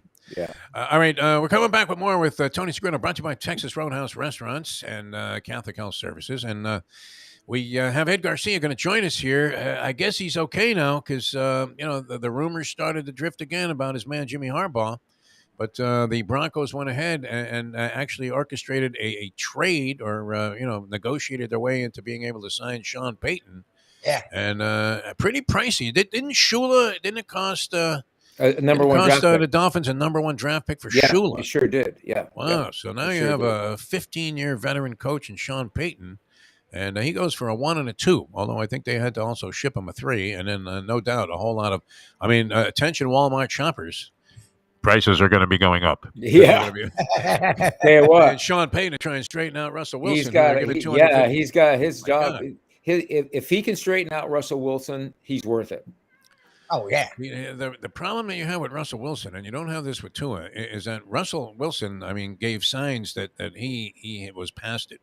He looked done. And it's not like, I don't know. What are you not trying sure to get if Russell Wilson done. to do? Yeah. This is going to sound kind of weird to say, but I'm not sure if he looked done or looked like he was detached. Either one. But being done and being detached are two different things. No, they are. Being done is you're. So we'll see. Let's see if Peyton can resurrect him. It's funny though, because he was with Nathaniel Hackett, who now the Jets have hired, and now everybody thinks that may be a pathway and a prelude to Aaron Rodgers finishing out his career as a Jet, following again in the footsteps of Brett Favre, right? Yep. As and let's face it, the Jets are where quarterbacks go to die, whether they're drafted. Veterans, it doesn't matter, right? So we'll see what happens with that. Don't tell Joe Willie that. Joe Willie, that was my man. And Lubie still is sitting on the fence of whether or not he's a Hall of Famer. Sitting on the fence. He deserves to be Tony. For what he meant to be. You were at Super Bowl III, no doubt, as a young Tony Segreto. I can think of others who are maybe a little sketchy getting into the Hall, but not Joe. Yeah. Kurt Warner was a great quarterback. I'm not disputing that he wasn't a Hall of Famer, but Joe Namath's contribution to professional football was far more significant than Kurt Warner, even with that great run that he had with the Rams. Yeah, the contribution that Namath made, my gosh. I think Namath was the, when you think about it, Namath was the one that helped, bring everybody together. That was it. He was the merger, and that basically, in of itself, It's like Lamar Hunt being in the Hall of Fame. He is the Super Bowl. Lamar Hunt is the Super Bowl. And how cool, I got a chance to meet his son and sit with his son at a football game a couple of years ago in Texas. And his son is just such a humble man and such a nice guy. And it was when all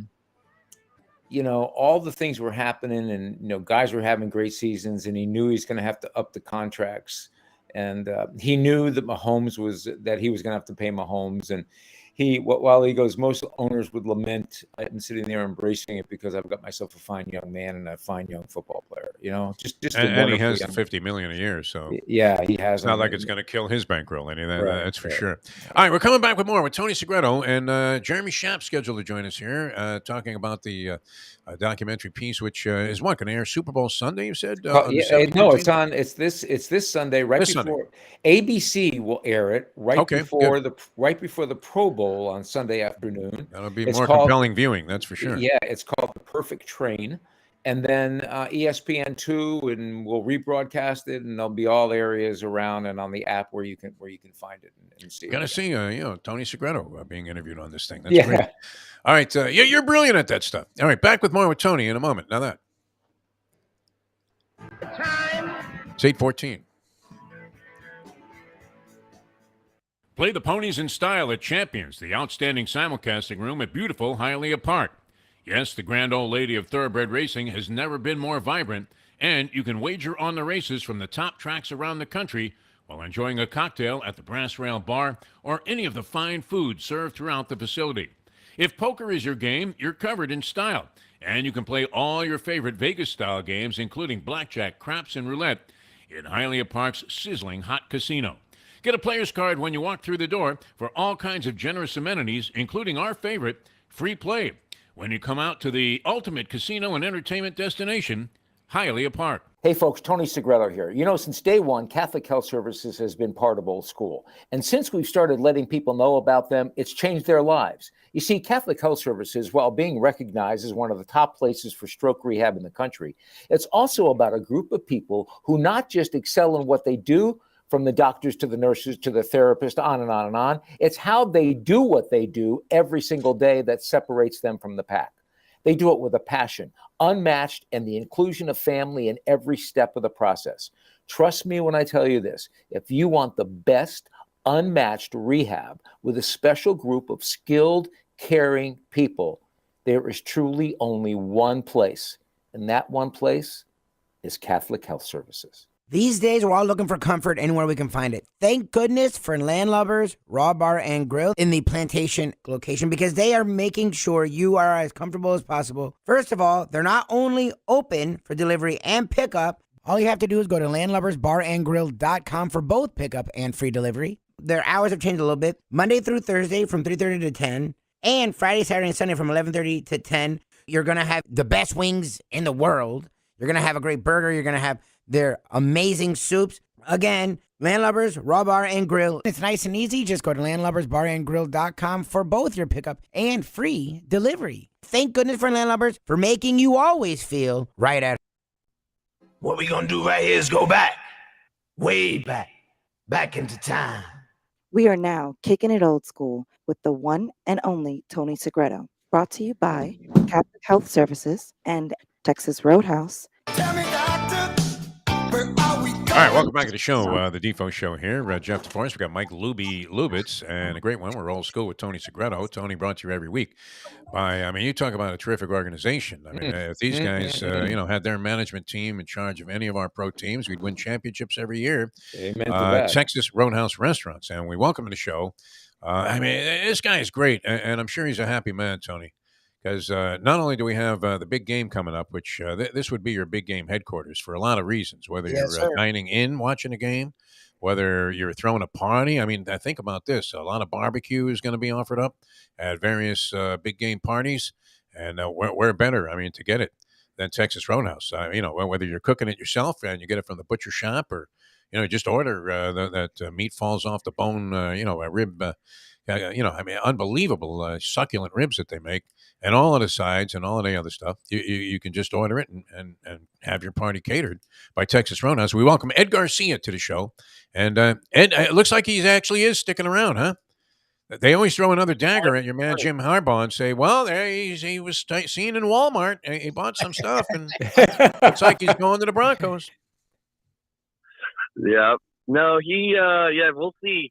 We'll see what happens, but I'm feeling pretty good about it. I'm really happy with the amount of seniors that are returning. I think, we're going to have a great college football season coming up this year. So it's going to be very exciting. I mean, this past season was incredible for a lot of different colleges and just a fantastic year. So look forward to what's coming up.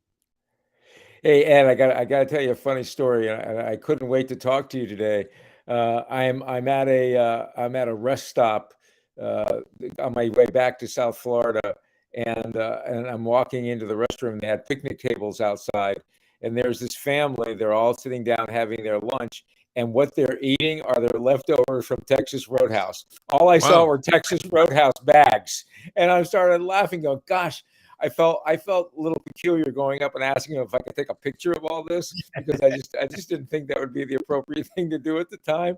But I took a mental picture and I had to share it with you because, I think people forget that, there's usually so much food at Texas Roadhouse, taking it home and having it the next day, especially if you do it on the weekend, right? So if you have a big old steak and you have some leftover steak, and the next day you make some steak and eggs and you got some rolls left over, and you are all set. You don't need anything else. And I just thought it was quite something for me to see that. My fridge is always full of Texas Roadhouse leftovers. I tell you, I mean, it's blessed. There's so much value behind each dinner.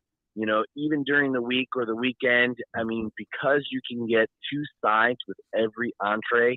I mean, our sweet potatoes weigh up to a pound. I mean, that's a meal all on its own.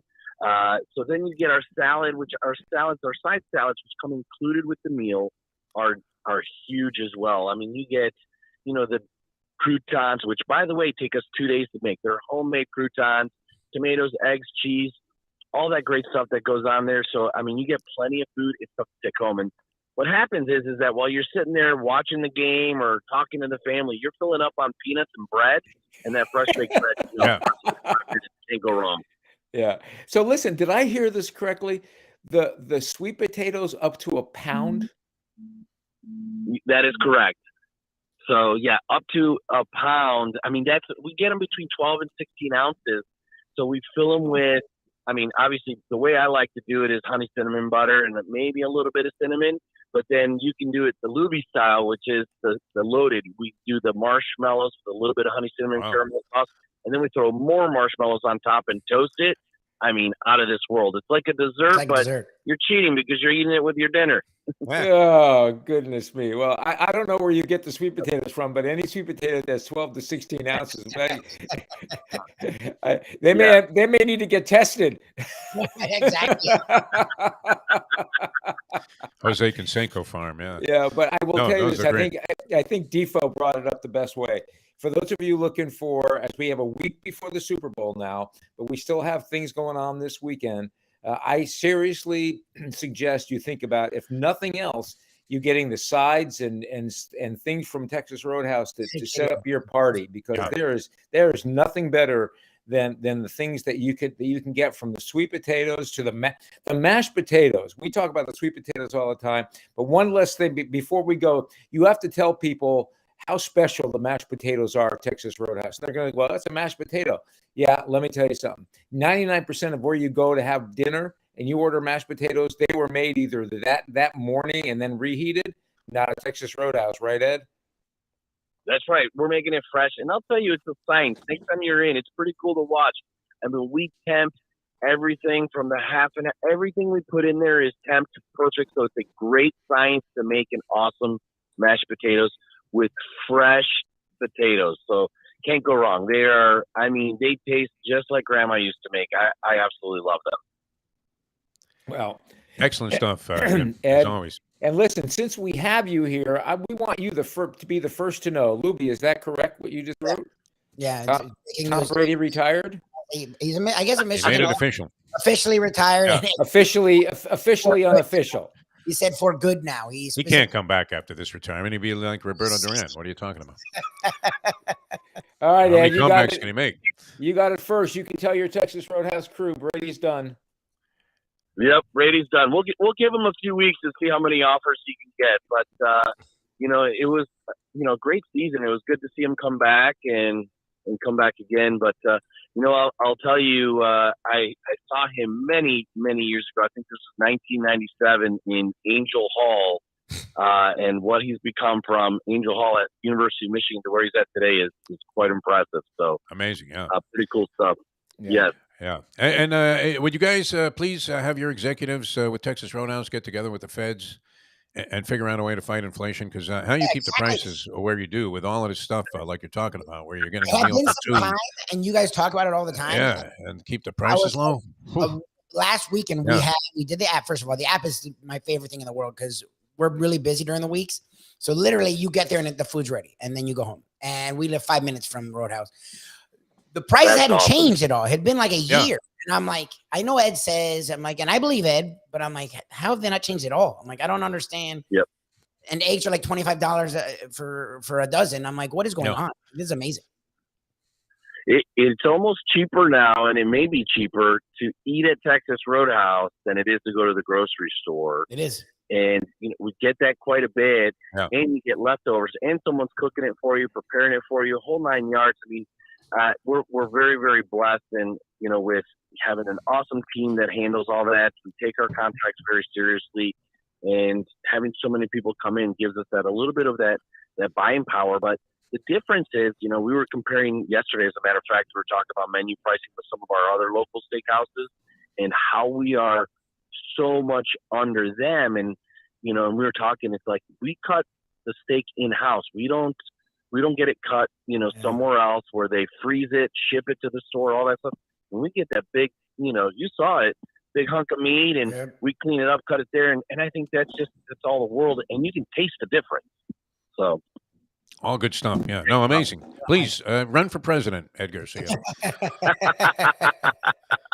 You have solid credentials, which a lot of people in Congress don't, and you definitely have the right campaign managers when it comes to the economy. That's for sure. Stakes for everybody. We'll be your campaign managers. Thanks a lot. All right, we love you, Ed. Thanks for being with us, Ed Garcia. Thanks, guys. Have a good day.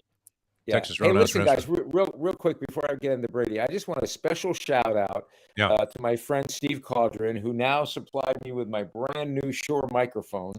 And, nice! You sound good too.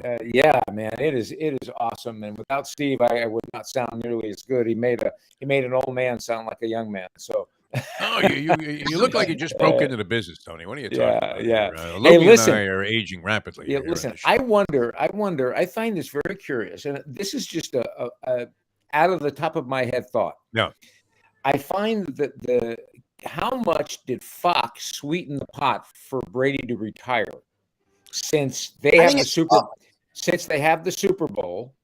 And do commentary on this. Yeah, and they put him on the set with Gronk and Jimmy and Strahan and Terry. Are you kidding me? What a home run that is for them. I'm concerned about Brady's broadcasting career in this sense. I mean, he's always going to make a great appearance. Oh, yeah. But he obviously speaks very well. But is he going to say anything of any substance? All I know is if he does, he would be the best of them all. If he would really, give the truth about, his career. To me right now, playing with guys. To me right now, the two best out there are Greg Olson and Tony Romo. See, I think Olson's trying too hard. I don't. I think I love the kid. He's a great guy. I think he does. I think a little too yappy, Tony. A little too yappy.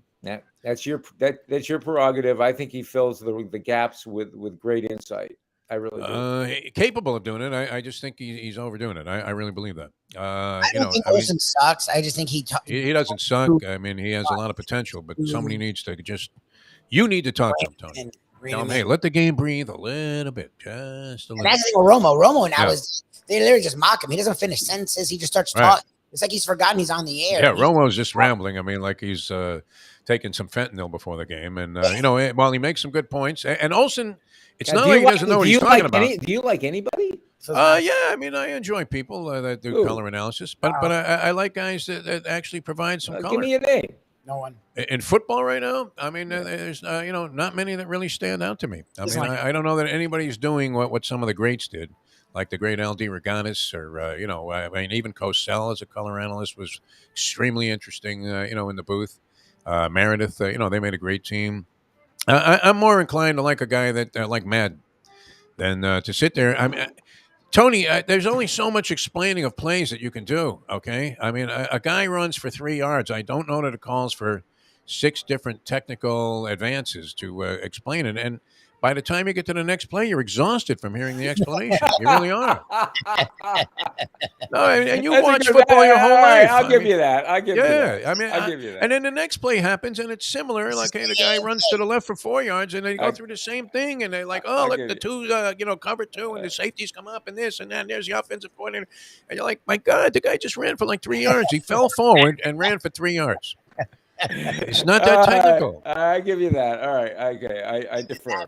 I mean, I want a guy that comes on and says, hey, this running game must have been designed in the Stone Age. I don't know whose playbook they found to, gain 3 yards of carry. I'll ask Jimmy. We'll ask Jimmy what he thinks. No, but no, I mean, Brady, I hope, I mean, if Brady was candid, think about it. Think about the stories that this guy could tell Oh after my God. 20 I agree. years in the league. I agree. I just, Stories. I'm curious to see, as like you are. I'm curious to see. It's either going to be really good or really bad. I don't know that it'll be bad because it won't be any different than Troy Aikman or any of these other guys that say nothing. But that's what I'm literally. Or I mean, look, they had 6 guys, Tony, on the pregame show, and give me one piece of insight that you got out of last week's pregame show. All I know is you can bet your life that Brady will be on the set for Fox, or at least be on for pregame. You can bet your life. Yeah, the timing is weird. Why right now with a week? Right? Yeah. But I don't know. I mean, it's not inappropriate. I don't think. I don't think it's inappropriate. But I just wonder if Fox had any influence on it. Hey, maybe I don't know. Do it now. If you're retiring, fine. Do it now. Do it now. That gives us I don't think time. they tell Tom Brady what to do. I really don't. Well, Even with the $350 million, I don't think there's a guy calling Tom Brady before he even starts his tenure there and saying, "Hey, listen, Tommy boy." I think Lubie's got a point. They can say, "Listen, if you retire now, we'll start you right now. The clock starts ticking. We start paying you now. We start paying you now. So why wouldn't he want to? They may be paying him already. Who the hell knows? I mean, but he's not lacking for the cash. It's not like he needs his job to overlap. So no, but it's like when you get to that level, if you can make $350 million just doing that. I mean, if you can make $350 million doing, literally doing nothing, which is. Unfortunately, that's more of what I'm anticipating from him. And I would love it if this guy was candid and became like a very eloquent, but a guy that gave you stories. Wow, I mean, I think it's going to be cliche city. Yeah, if he's on the set, we may see a like a little prelude of what we can expect. Let's see how insightful he can be about at least Kansas City. He should be able to, go ahead and deduce virtually every strength and weakness that is taken, and that's kind of what's missing from a lot of these guys, right? Where, they don't go into that because they don't want to criticize anybody. Yeah. But the nature of the job is you have to, you have to be able to do it.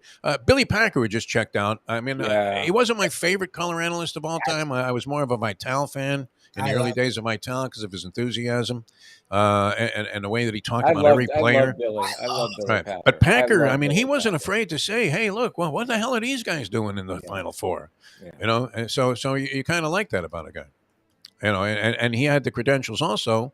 As nobody could point to him and say, "Well, you never played," because he was like an All-American at Wake Forest. So he had the credentials. But it would be great if Brady would actually do something. I mean, that would be incredible. I don't know that I buy that Fox called him and said, "Hey, why don't you retire today?" Oh no, no. We're not suggesting that either. I don't think we're not. I'm not suggesting that. I'm just saying. They're probably happy about it. They must have. They had to be talking. They have to be talking like, "Hey, we can start this. We can start this right now. If you decide you want to do it now, fine. Let us know what you think, and we'll." But I think that they were involved in. They knew what was going on. Yeah, I think. All right. Well, yeah. Who knows? Obviously they anticipate him retiring at some time. It's kind of interesting because Rogers just sort of intimated that, and it sounded like he wanted to go to the New York Jets. On this podcast. Can I tell you something? I think if Rodgers were to get into the booth, I think he would be. He may be interesting. Because he's so bizarre, yeah. I think he would be. He just doesn't care. He just doesn't care. Right. That's what you want. Someone that's not worried about the predilections. Like you want someone. Yeah, this polished personality doesn't really, kind of make it conducive to entertaining people. Which you're looking for a guy, you asked me what I'm looking for a guy who illuminates the game a little bit. Yeah. Either by telling me something I don't know about the players or a situation or somehow can insert me into what this guy might be thinking as he's melting down, and can give you that kind of insight. That would be a good color analyst. In addition to being able to maybe dissect some plays, but I would go for far less of that and far more, actual color, if you will. Than all of this technical stuff, which everybody's doing now. It's horrendous, Tony. It really is. And the money they're making. They're making so much money. God bless them. Collingsworth. Who would ever think Collingsworth would be making that kind of dough? At least of those guys, and a lot of people don't like Collinsworth. I would take Collinsworth over Greg Olson And maybe I know Romo seems to still possess some kind of curiosity that he might say something interesting. But it's hard to deduce it from all of the stuff that he's saying, which and he sort of is a little monotone, sort of as he does this thing, very low key, and so it's tough to In the beginning, he was much more accurate in predicting plays and things like that, and that kind of made him very interesting. But we'll see. All right. Anyway, I wish I was making their money. That's for sure. And I probably freeze up and just spew out a bunch of cliches. Well, you know what? If they can't run the ball, they're going to have to pass it here, Joe. Right. They love the quarterback sneak here on 4th and 1/4 of an inch. Okay, yeah. Okay. Great insight. All right, coming back with more with Tony in a moment. And Jeremy Schaap going to join us in just a few minutes here on the program. So that's going to be a lot of fun. Tom Brady retires. That's the big news. Says it's official. He's done. Sparked, I think, more by these shots of Giselle back in modeling again. And with this ninja guy, the karate teacher she's hanging out with. Have you seen that, Tony? I mean, it's all over page 6, I Giselle. wonder how quickly they fix things. Like, I wonder if they, now that he's not doing that and he'll be minimally working, are they magically fix? I mean, I'm curious. They're not making a comeback. No. What do you predict on that, Tony? Odds of Giselle and Brady getting back together. Like they really She's about to spill the beans, according to my New York Post gossip page, and going to have an article in Vanity Fair where she talks about the end of their marriage. Yay. Yeah. Yay. Just look at this, Tony. This is in your division. Oh, Aaron Rodgers. Rodgers. He's coming right to the Jets. Oh, how about, would that be that? That would Joining be a up. party Andy called it with Nathaniel Hackett. That was prelude to a dream, my friends. That would be a party, man. Prelude to a dream. All right, back with more with Tony. Jeremy Schaap going to join us here, and that should be a lot of fun. And we'll return in a moment. Now that. It's 8:36. Hey, folks, Tony Segreto here. Let me ask you a question. What do you look for when you go out to eat? Good food, obviously, friendly atmosphere, not too loud, but good energy, reasonable prices, and a place where you feel comfortable. All those ingredients, no pun meant there, are hard to find unless you're talking about the Texas Roadhouse. You see, they encompass all of those attributes. Really, really good food, amazing atmosphere, good for a family, good for a date, or just a night out for yourself, and prices that will make you extremely happy. Their ribs unmatched. Steaks hand cut every day. Everything, and I mean everything, is made on site, including their incredible bread. It's the one day, folks, that you can forget about low-carb diets. Trust me when I tell you, Texas Roadhouse, your restaurant, your destination when you say, where should we go and eat tonight? From the newly renovated sports bar to the beautiful bayside views captured at the Tiki Bar, Jimmy Johnson's Big Chill has it all. Located at mile marker 104, the Big Chill also offers waterfront dining while experiencing breathtaking sunset views of the Florida Keys. It's simply the hottest spot in the Keys to cool off. That's Jimmy Johnson's Big Chill at mile marker 104 in Key Largo. For more information, call today at 305-453-9066. All right, one thing that I love about you, Tony, and we discovered this over time, although it took a while to kind of realize what the heck was really going on there. As distinguished as you are, and as many people as you deal with your various committees that you're on, Orange Ball, this, that, boards of trustees of universities, deep inside, I mean, lurks. I don't know that it's a sick degenerate, but there is a degenerate nature, and nobody loves college football. I believe next to women's softball, college football is really the most passionate sport that you're all about, Tony Segreto. Is that not correct? I love it. I love it. Let's say we talk about being intelligent degenerate. The one who doesn't say it out loud, but those are mutually exclusive, my friend. There is no intelligent degenerate. If you're a degenerate, you've already shown a lack of intelligence or intellect. Defo and Lubie love kicking it old school with the legendary Tony Segreto. Still cracks me up. I mean, it took me a while for that to sink in when you said intelligent degenerate. Yeah, exactly.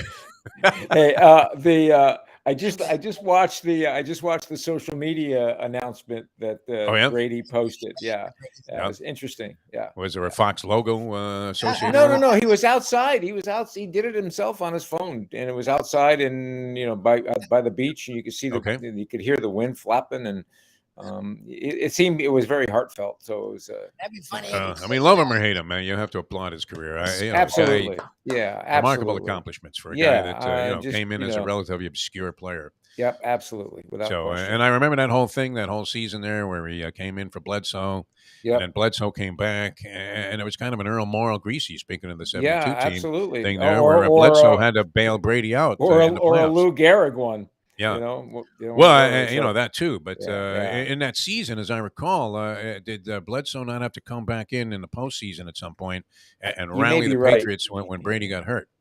I want to say that happened somewhere early on, and then obviously a brilliant move by Belichick to stick with a very impossible decision. Bledsoe, it was the Bambino there when it came to quarterbacks, and here's Tom Brady, this skinny, nothing-looking 6th-round draft pick, and he has a couple of games where he looks okay, and the next thing you know, Belichick says, "I'm sticking with the kid."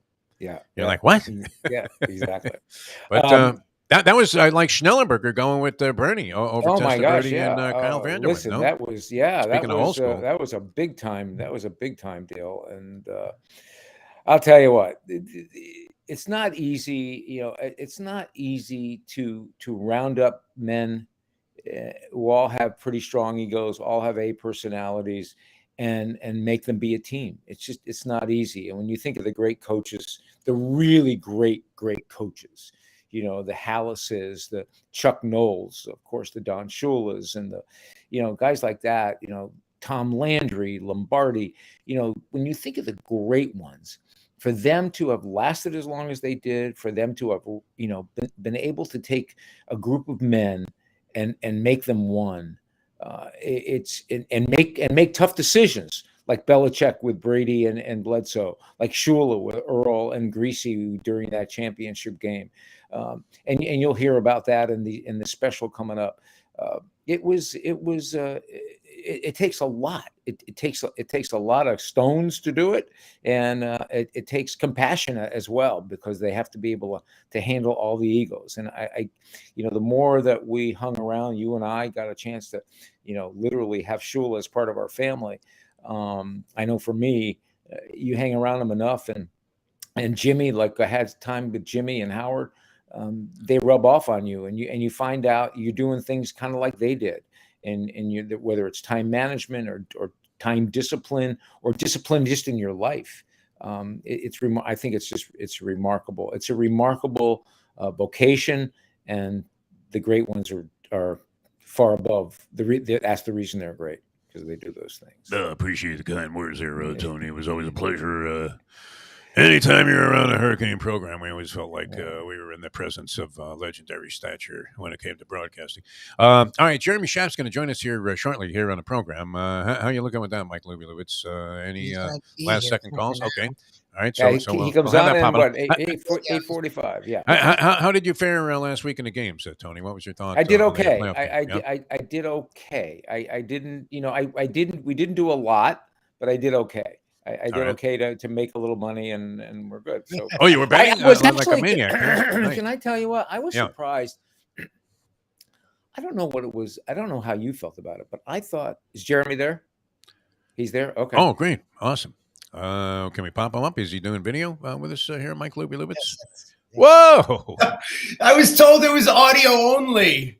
Guess what? There isn't. Guess what? There isn't. That's okay. All right, let me make the introduction here for you, Tony, because we go way back, and I mentioned this earlier. It was something that will always stand out as a career highlight for me. Many, many years ago, when Jeremy was first making his meteoric rise up the ladder there of importance at ESPN and doing virtually everything, he had kind of a unique way of signing off after his performances. And I had a friend, Frank Miramati, who's now the race caller at Santa Anita, and we'll be calling at Saratoga, and he did an impression. He calls me one night. He says, "Hey, you ever seen this guy Jeremy Schaap on TV?" I go, "Yeah, he's good. Dick Schaap, I loved him." And he said, "Well, he has kind of this unique thing that he does." And so he started doing a Jeremy Schaap impression on our show in the morning, and it became so popular.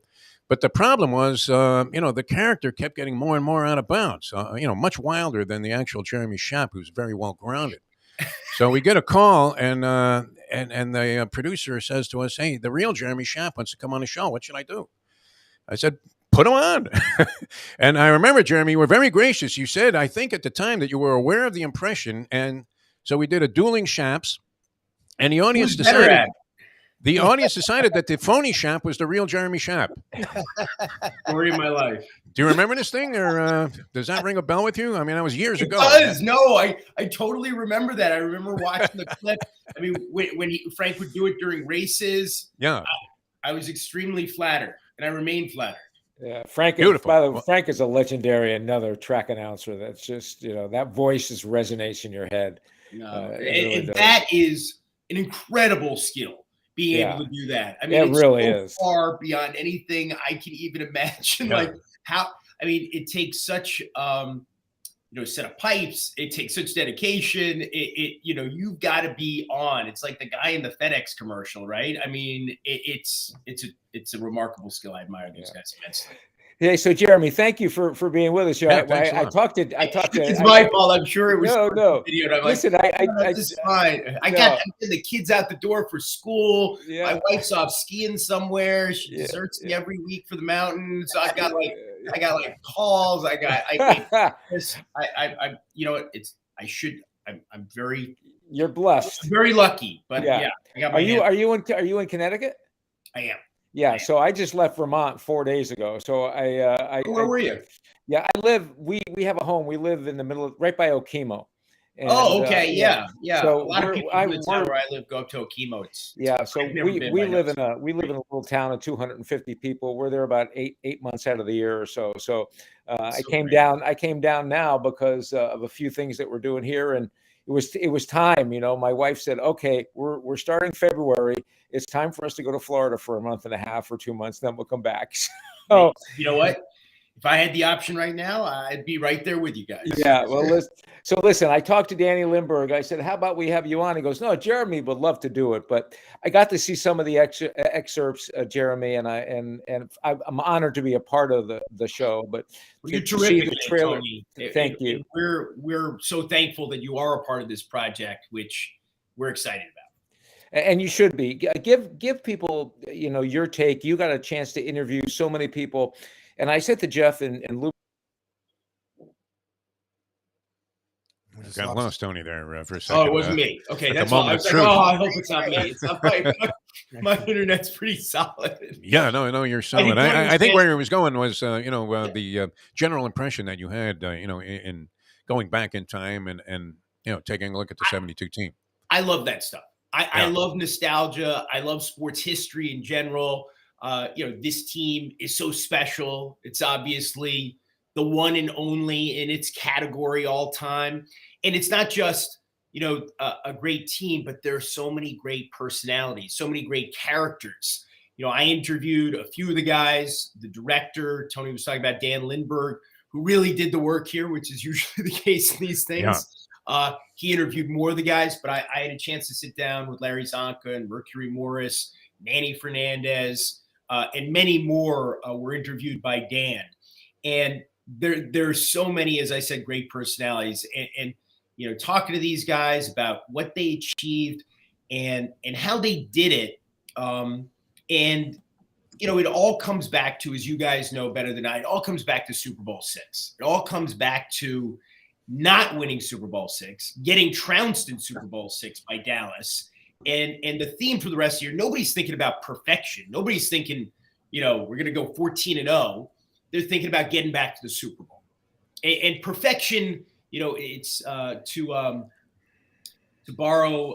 paraphrase Vince Lombardi, capturing excellence in the pursuit of perfection or whatever. They captured perfection in the pursuit of winning the Super Bowl. And that's just what had to happen for them after they won all the regular season games. Hey, sorry guys, my computer just died. Jeremy, I did want to finish that thought. The way we open this special with you and Mercury Morris, and Mercury sitting by the champagne, I thought that was so. First of all, it was so vintage Eugene Morris, and for you to get that out of him, without giving too much of it away, I think you should tell some of the people what they're in for just in that one moment. Oh yeah, so we're sitting there with Mercury in his home, And I think we taped it back in October. I got a nice little trip to South Florida, to go speak to Mercury. And, there are days, as you guys know, when the job, might require a little bit more. One of those days when you're interviewing Mercury Morris doesn't require much. No. Did you ask him more than one question? You'll go in with 3 questions and you'll be there for the entire day.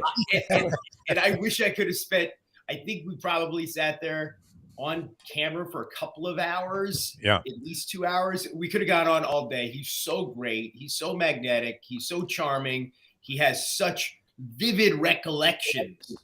And we happen to be sitting there, and he's got what would you call it? I'm bad like a break front. Yeah. Yeah, and he's got. And I'm asking him about, the tradition of, celebrating when the last unbeaten team goes down each year and all that. And he's got a bottle of Dom Perignon in there in this cabinet, and he opens it up and he says, "I'm saving this for whoever gets, the record." And of course, he's hoping no one does. Yeah. But, I'm thinking to myself, so great. The way that he expresses it, the way that he talks about it, he's totally, and all the guys, they're unashamedly rooting for their record to be the record forever. And why wouldn't they? At one point though, later I watch, I'm like, that's so great. And then I'm thinking to myself, 52 guys on a team, how are they all going to drink some of that champagne? They're going to get like, they're gonna have a drop. It wasn't a Magnum. It was just a regular bottle. Tiny bubbles. Yes. Jeremy, I think you'd agree with me. In spending so much time like I have with these guys, the first 5 years or so after they had set the record, I don't think they thought much of going undefeated and winning the championship. Obviously they felt relieved, but I think as the years wore on, when it got to year 10 or year 15, I think they began to realize a legacy that they could have if they could keep that record intact. Would you agree? I think that's exactly right. I think in the moment, it was different. At that point, the league's half a century old.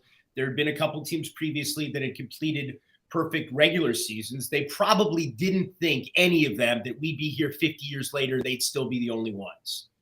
And what's great about getting the opportunities to do these kinds of stories, the anniversaries, the big round numbers, perspectives change. A lot has been done on the 72 Dolphins. We're not the first people to discover, oh, wow, there was this undefeated team. Let's do a documentary. But, perspectives change over the years, and the way that people reflect on things and their memories, those that they choose to emphasize. And, people are willing to say things, and they might be more reflective and more introspective now in their 70s than they were in their 40s or their 50s. Go ahead, Lubie. Well, Jeremy, it's funny because we're in the biosphere of South Florida. So this means so much to us. Like to this day, my mother grew up with that group, and she always had a beef with Dan Marino because he wasn't on that group, which it wasn't Dan Marino's fault. Still hates Marino to this day. 1983. What do you want from me? Why wasn't he born earlier? Right. They want him to be. So it holds such, and those guys, the irreverence around that group to this day is such a big thing. Yep. But I'm always curious, where do they stand nationally? Where do they stand in the lore of football? Where do they stand in the New Yorks, the Chicago? I'm not a South Florida guy, right? I am, a sports history guy. And, I a few weeks ago, I posted the trailer on Twitter. I tweeted it out for the show. And, I'm not a big Twitter guy, but I promote stuff on there. And, I thought it was totally innocuous. I said, not only the greatest team ever, but some of the greatest characters ever. And just put people, and all of a sudden, people are going crazy. Not the greatest team ever. They get crushed by the 07 Patriots or the 85 Bears. I'm like, okay, that's all fair. But, those teams didn't win all their games. Obviously, the 07 Patriots didn't win the Super Bowl. Yeah. I hate to break it to people, but they lost Super Bowl 42 to the Giants. So I think that disqualifies. Yeah. As for the 85 Bears, you can make a case at any given moment, but we all know what happened when they played the Dolphins that season. And I don't think it's a big leap to say the only team that ever won all its games is the greatest team. Yeah. Did you get any death talk about threats, the quality Jeremy? of the opponent. I'm sorry. Did you get any death threats after tweeting that out? You know, at a certain point, you just kind of stop paying attention. But it was more. My point is not about the specifics of who's the greatest or how you define the greatest, but the passion people have for these times. Yeah. Half a century later, you know, people say, "Oh, you know, the 07 Patriots would be by 30 points," and then it's like, you know, the old cliche. Well, the Dolphins at that point would have been in their 60s. Of course, they would be. You know, 30, or you know, however, you know, it's tough comparing among you. You guys know my dad was so close with the 60s Packers, the Lombardi Packers, and those are the guys I grew up with. Jerry Kramer's my godfather. He's one of the greatest influences in my life. And I spent a lot of time, you know, reunions of those guys, and I think they won 5 NFL titles in 7 seasons. Okay. Are they the greatest dynasty ever? I would say if you're defining dynasty by decade, yes. If you're talking about longer than that, you know, than 2 decades, then it's the Patriots and the 6 that they won with Brady and Belichick and so many of the other figures on the team turning over. If you're going to talk about one season, it's pretty hard to beat winning all your games, even if your opponent's winning percentages at the end of it were, what was it, 380 or something like that. But, you know, they had to go on the road to win the title game. That's never going to happen again because it rotated back then. It wasn't based on record. They lost their starting quarterback, who happened to be a first-team All-Pro the year before in Week 5. They bring in 38-year-old Earl Morrall for the next, 11 games. Yeah. And they stay undefeated. So the things that they overcame, the challenges that they faced, to me, you know, it's like what Mercury Morris says in the film. We had the best offense. We had the best defense. You know, I think we were the least penalized. We forced the most turnovers. We committed the fewest turnovers. They did everything well. They didn't make mistakes. And it wasn't just the 38-year-old quarterback who in one of the games actually ran 20-something yards for a touchdown and outran people. Like, how does that happen? But we're talking about a patchwork offensive line featuring a guy whose family was in the circus, a guy who was discarded by 4 teams, a Larry Little who, when he introduced to Coach Shula said, "How much do you weigh?" And when he told him, he walked away. Right. So, you know, I knew that story before when I saw it on the trailer. I said, "Oh, it's funny, Tony, because that moment now, the way it reads, I think for generations, I'm not sure if people are going to understand watching now, like 285, like you got to go put on some weight." Yeah. Whereas, of course, he's saying in 1972, it's like you better get in shape. Yeah. So you know, to put it in perspective, guys, when Larry introduced himself to Shula, he says, "I'm your offensive guard." And Shula goes, "How much do you weigh?" He goes, 285. Shula walked away, never said another word. So I think it's great stuff, Jeremy. Yeah, the late, great Jim Manich used to tell that story that he showed up and he had a Volkswagen van with a bunch of, flowers painted on it as he showed up as the number 1 draft pick out of Michigan. And he had hair down to his shoulders and looked a little raggedy. Was a bit of a hippy-dippy type. And he said Shula looked at him and then turned to the coach that was next to him. Might have been Carl Tassif, was the guy that came in and made all the cuts. And he said, "That's our number 1 draft pick," and was the captain of the Michigan football team. And that was his first impression of Mandich, who was instrumental, obviously, in the 72 team success. And Zonka, you know, I asked him, "What did you think of Don Shula the first time you met him?" And he just said, "I didn't like him at all." You know, and they got the shared Hungarian background, and and there was, he came in, he was 40 years old, he was hard charging, he was relentless. His methods today would not be acceptable. You know, it's a different game, but he was a perfectionist, and he had a chip on his shoulder after losing Super Bowl III and the '64 NFL title game to the Browns, and it's hard to relate to this day, but Don Shula at that point, when he's hired in 1970, still had something to prove, and he proved it.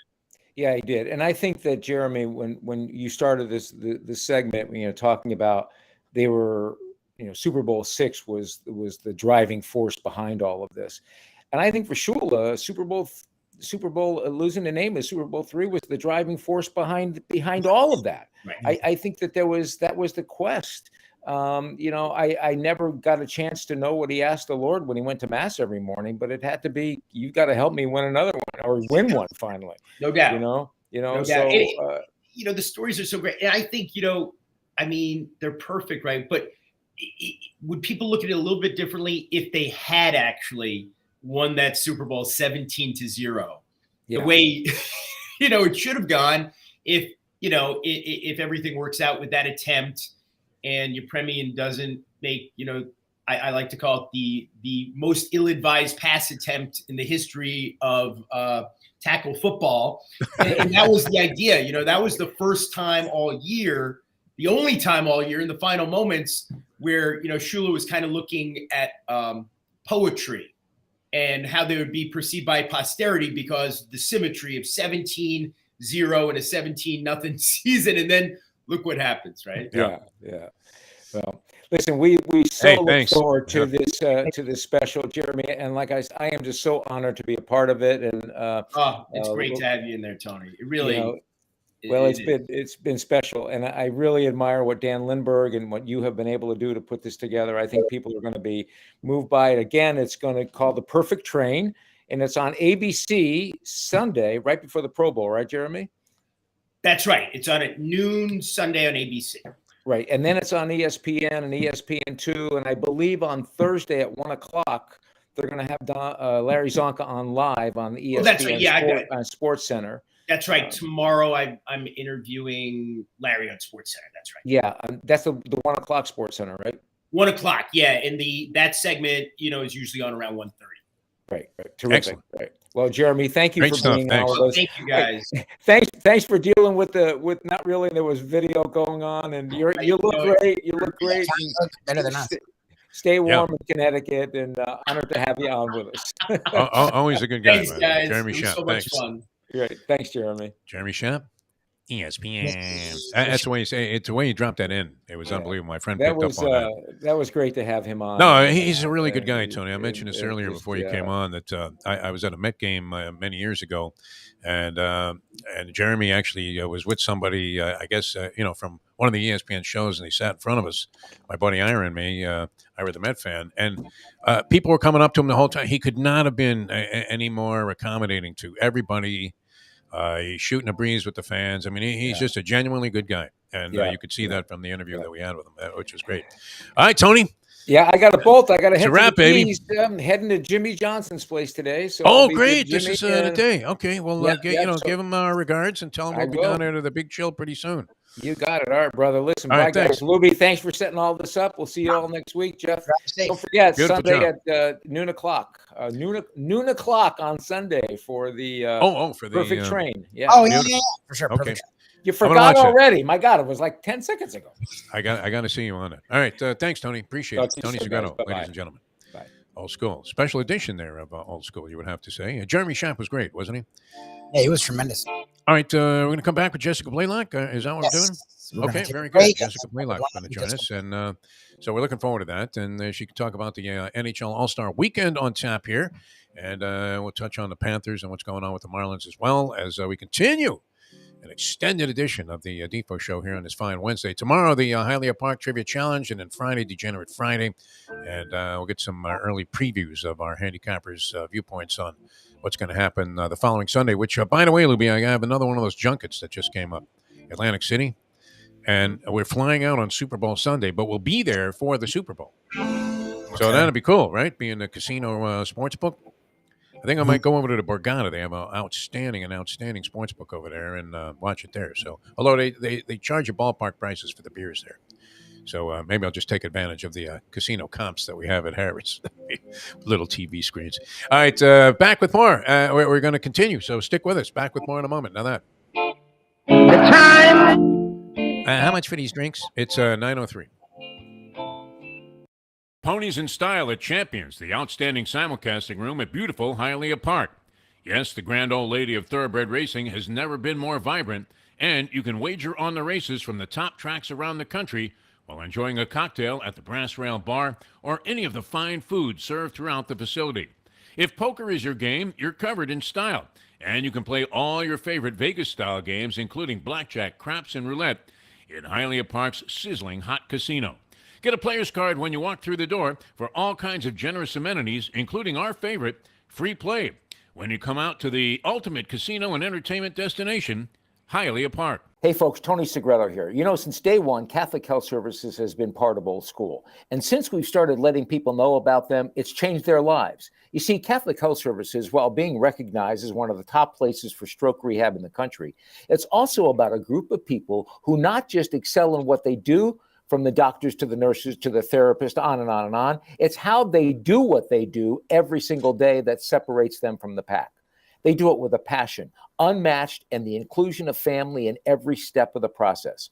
Trust me when I tell you this. If you want the best, unmatched rehab with a special group of skilled, caring people, there is truly only one place, and that one place is Catholic Health Services. These days, we're all looking for comfort anywhere we can find it. Thank goodness for Landlubbers Raw Bar and Grill in the Plantation location, because they are making sure you are as comfortable as possible. First of all, they're not only open for delivery and pickup. All you have to do is go to landlubbersbarandgrill.com for both pickup and free delivery. Their hours have changed a little bit. Monday through Thursday from 3:30 to 10, and Friday, Saturday, and Sunday from 11:30 to 10. You're going to have the best wings in the world. You're going to have a great burger. You're going to have their amazing soups. Again, Landlubbers, Raw Bar and Grill. It's nice and easy. Just go to landlubbersbarandgrill.com for both your pickup and free delivery. Thank goodness for Landlubbers for making you always feel right at home.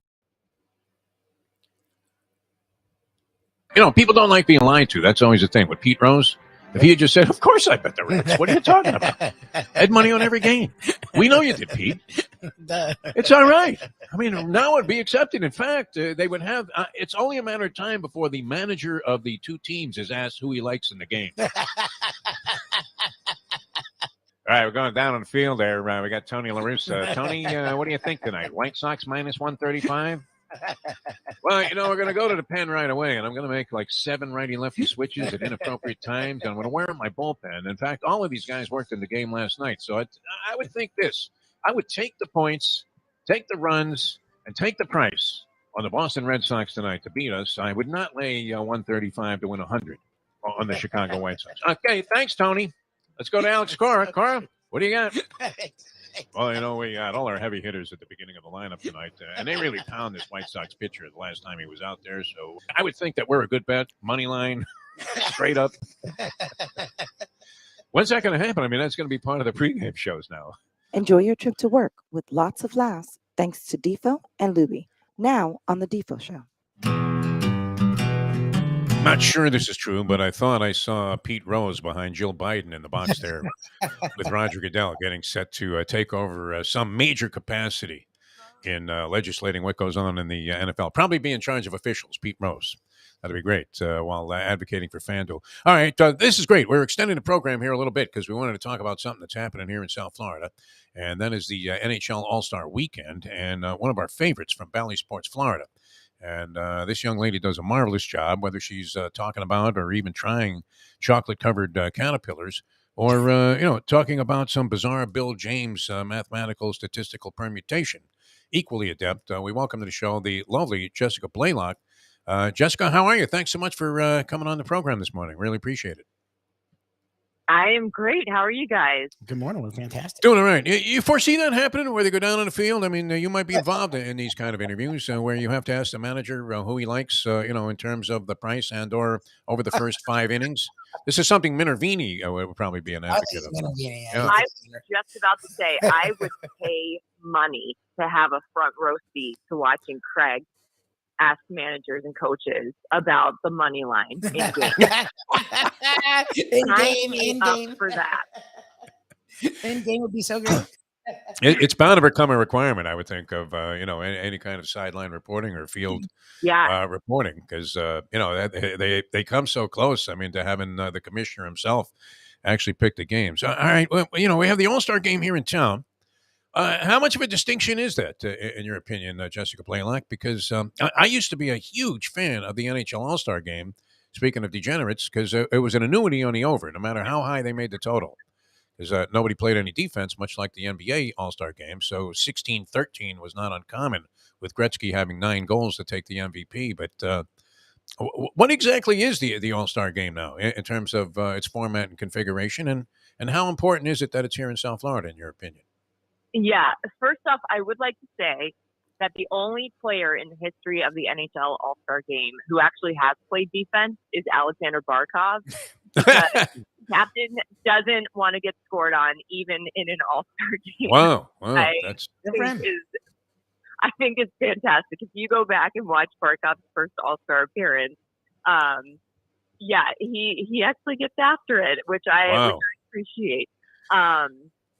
No, it's a huge deal. You know, I just interviewed the Commissioner Gary Bettman on Monday and talked about the importance of having an event like that in a market like this, you know, where you think of South Florida and we always hear the word non-traditional market. You know, Yes. you think hockey markets, you think Toronto, you think Chicago and New York and you know, Detroit and a lot of these original six teams and so forth. But now when you think hockey, especially with what the team did last year, you know, you do start to think Florida Panthers. So I think it's a huge deal to be able to have the All-Star Game in a market like South Florida with a team like the Florida Panthers. And the way that hockey has truly grown, you know, between the Florida Panthers and the Tampa Bay Lightning, how great that rivalry has become.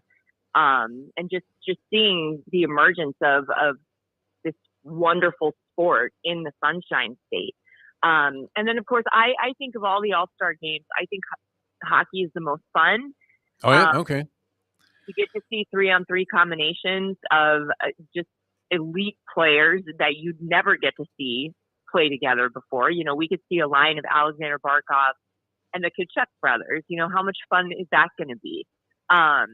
So I love the skills competition and I love all of the things that the Panthers are doing this week for the fans, for the community, you know, including a beach cleanup on Sunday. So I think it's a really, really cool week here, you know, getting to showcase one of the fun events throughout the course of the NHL season. The lovely Jessica Blaylock, Bally Sports Florida, with us here. And also, I mean, does a fine job covering the Miami Marlins, which we'll get to as well. Is Paul Maurice the French Joe Philbin? We're trying to figure out.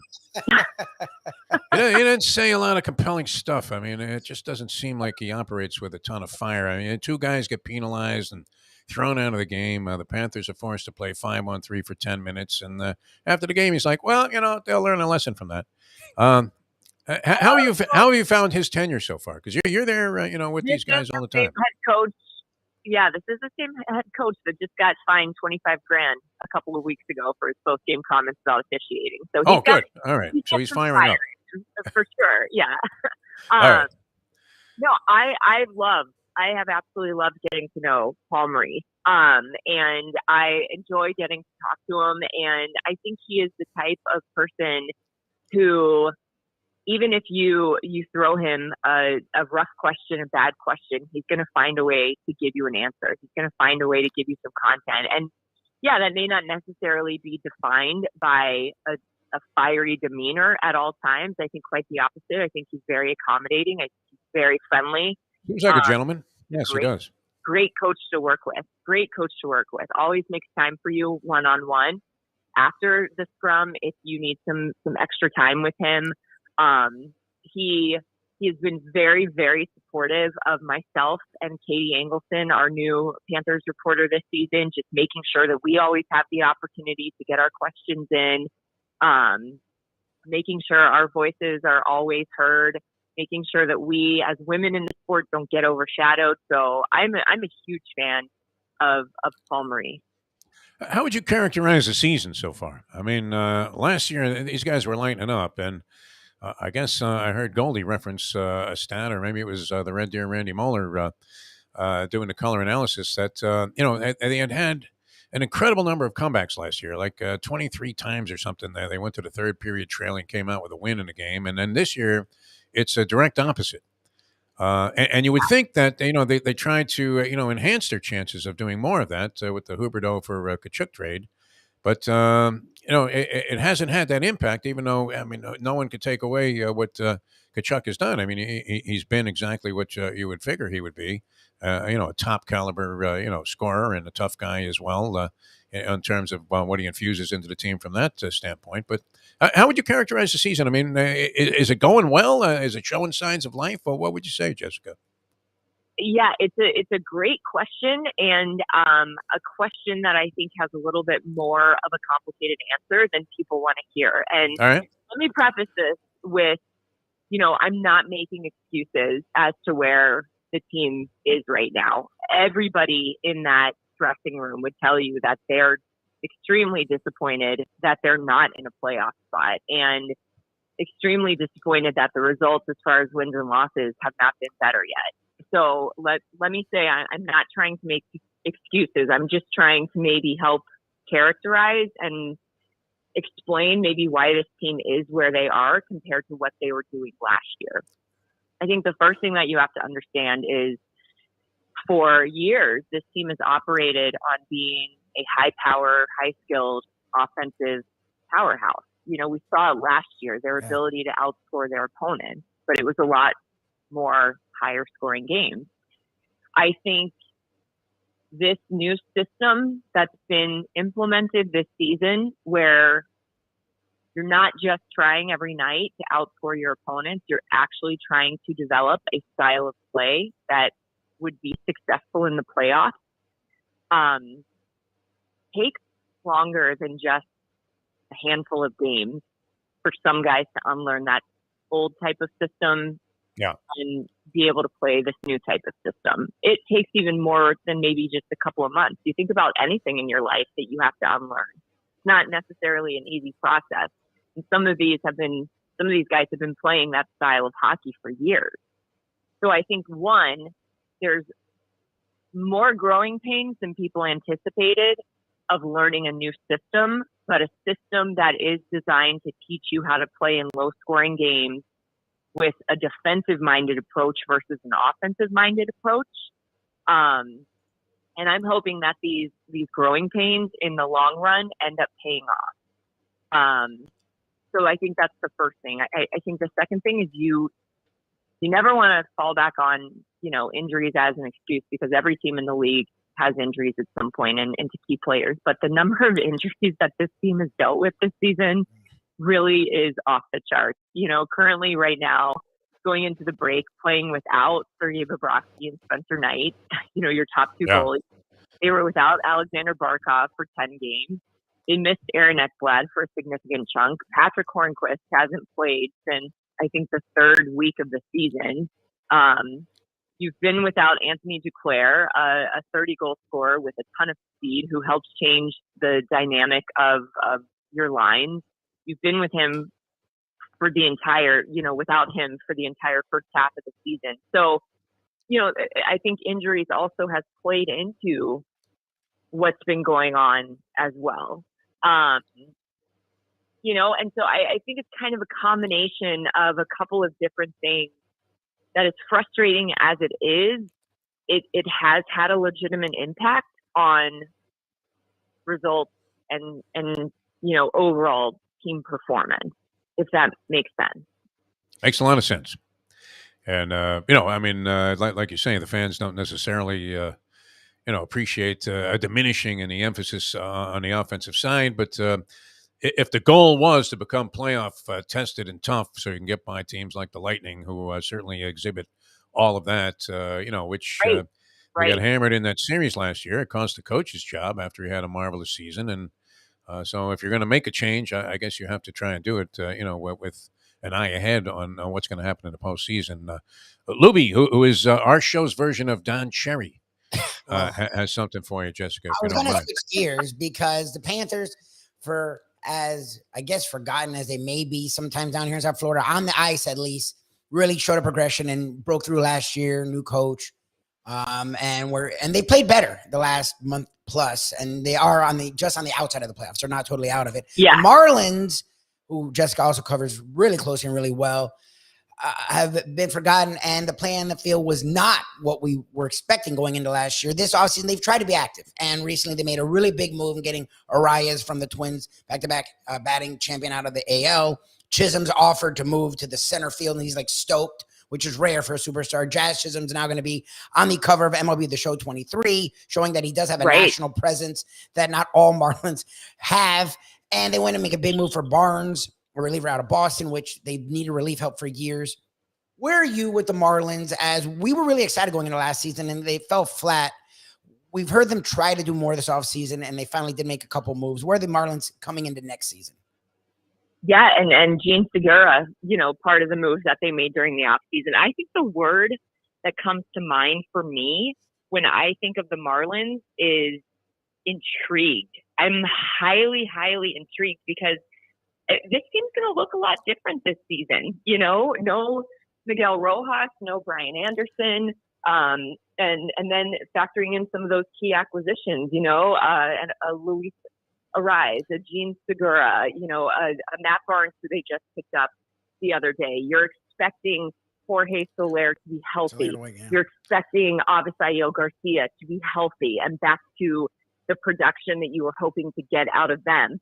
Obviously the departure of Pablo is so sad because I personally just love Pablo Lopez so much as a human being. And I thought him and Sandy were such a great 1-2 punch, especially with what Pablo was able to do. But I understand having to give up a piece like that to acquire a player like Ariz from the Twins. So I'm very, very, very intrigued because if Soler and if Avi can produce the power numbers that they're capable of, and then you've got some really good contact hitters in your lineup as well. You've still got a good, really good starting staff anchored by Sandy, Cy Young winner. You mixed in a guy like Johnny Cueto. They're a very intriguing team to me. Now, look, the NL East is brutal. The Mets just went and got Justin Verlander. The Phillies went and got Trey Turner. The Braves are just a season removed from going to the World Series. The Phillies just went to the World Series this past season.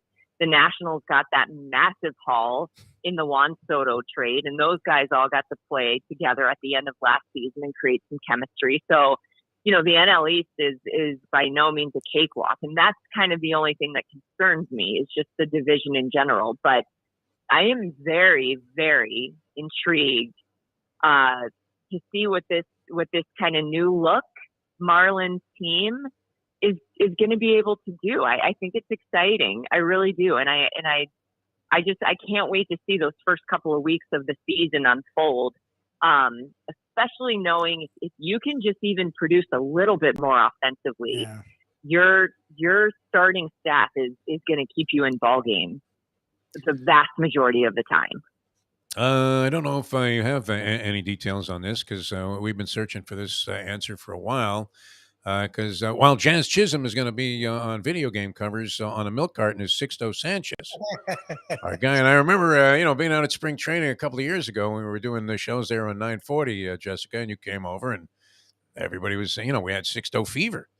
And, he showed some flashes and then whatever happened to him, I don't know, was he out of shape or whatever it was that impeded his progress, and then he sort of disappeared. So is there a chance he resurfaces, or do we find him once again when we're checking out at Publix there when we turn that milk carton to the side? Yeah, I think there's definitely a chance that he resurfaces. I know he's been putting in the work in Jupiter. We got a lot of updates last year about his progress and where he was as far as, distance, like throwing distance off the mound and so forth. And he just had a recent Instagram post that showed he dropped some weight. He was looking good. So yeah, I think it's going to be interesting to see if at some point he can rejoin this rotation too, because when we got a glimpse of him, he certainly has nasty stuff. So it would be great to get him back in the mix at some point too. You look like the right-handed Danny Almonte at Williams Port, whatever that is, in the Little League World Series. He was just mowing people down. It was fantastic, but unfortunately, wasn't able to sustain it. All right, one last thing, if you don't mind, Jessica. We appreciate you taking time to be with us this morning. Well, actually, two things. I saw a little feature on Schumacher, one of those Marlins Digest things, And I mean, seemed like a perfect guy. You know, I mean, we love Donnie baseball. He couldn't have been any more gracious of a human being, and really, really good guy. And he seemed to have his heart in it. You know, obviously was an experienced manager. This guy is not, but I mean, you know, looks like the perfect prototype guy to maybe lead a good young team to, you know, some kind of a decent start and maybe even a real prosperous season. I totally agree. I think he's young enough to be able to relate well to a lot of these players. And I think he's far enough removed, though, to still be able to have that good balance of managing a ball club and being a leader.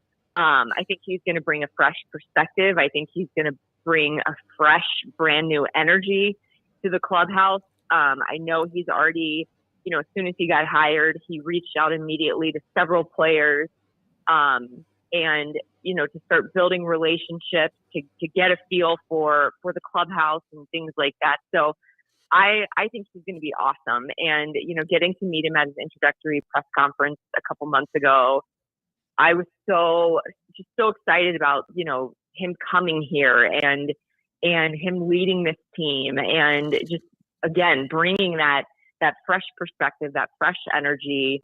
And, you know, especially coming from an organization like the Cardinals, who are so good at developing homegrown talent and, you know, have always for years been such a successful organization as far as results on the field and just culture and things like that. You know, I think it's going to be a great fit. I think it's going to be a great fit. And that's another reason to just be excited about the start of this season. Yeah, I mean, you know, you may as well get a fresh start. We'll see how that works. One last thing, too, and just real quickly. So the format for the NHL All-Star Game, they play 3-on-3. How is the actual All-Star Game formatted? I mean, in terms of, is it 3 20-minute periods where you go 3-on-3 the entire time? How does that work? It's like watching overtime as far as 3-on-3, and then you know, it's a great question. I'm pretty sure it's. I'm trying to think. I'm pretty sure it's. Nobody knows anymore. It's great. Yeah. Period. Did Bettman know? Is Bettman? Did you ask him what the format is? I bet he doesn't even know. So. Well, I think the format has been pretty consistent for a while now. So I haven't seen it. Yeah. Yeah, I'm pretty sure it's 3-on-3 and 3 20-minute periods. Wow, maybe? that would be a lot. Yeah, I mean, maybe it's 3 10-minute periods. I don't know. Shorter. Yeah, I think. Or maybe like 2. Yeah. There's 2 I games. think You need 50-man rosters. Yeah, if they did that. There's 2 games. I'm gonna have to double check. Yeah. I'm. You know, you'd think we'd look it up, but I have no idea. I honestly have no idea, Jessica, what the format is for the NHL All-Star Game. We don't blame you. We don't blame you. All right. Well, great stuff. I mean, as always, just tremendous having you on the program. I really appreciate you, coming on our shows. And I appreciate you guys knowing that mornings are not my strong suit. So you can make sure that I can jump on as late as possible. We appreciate it. No, it was great. And it was nice doing a little OT with Jessica Blaylock. Thanks so much, Jessica. It's always a pleasure, my friend. Yeah, no problem. I got to go get into coaching mode now. Yes, aren't you coaching? The Panthers alumni for the NHL alumni game tonight. Oh, nice. And Moeller's not in it. He threw his skates in the Intercoastal, according to our friend Jim Sarney.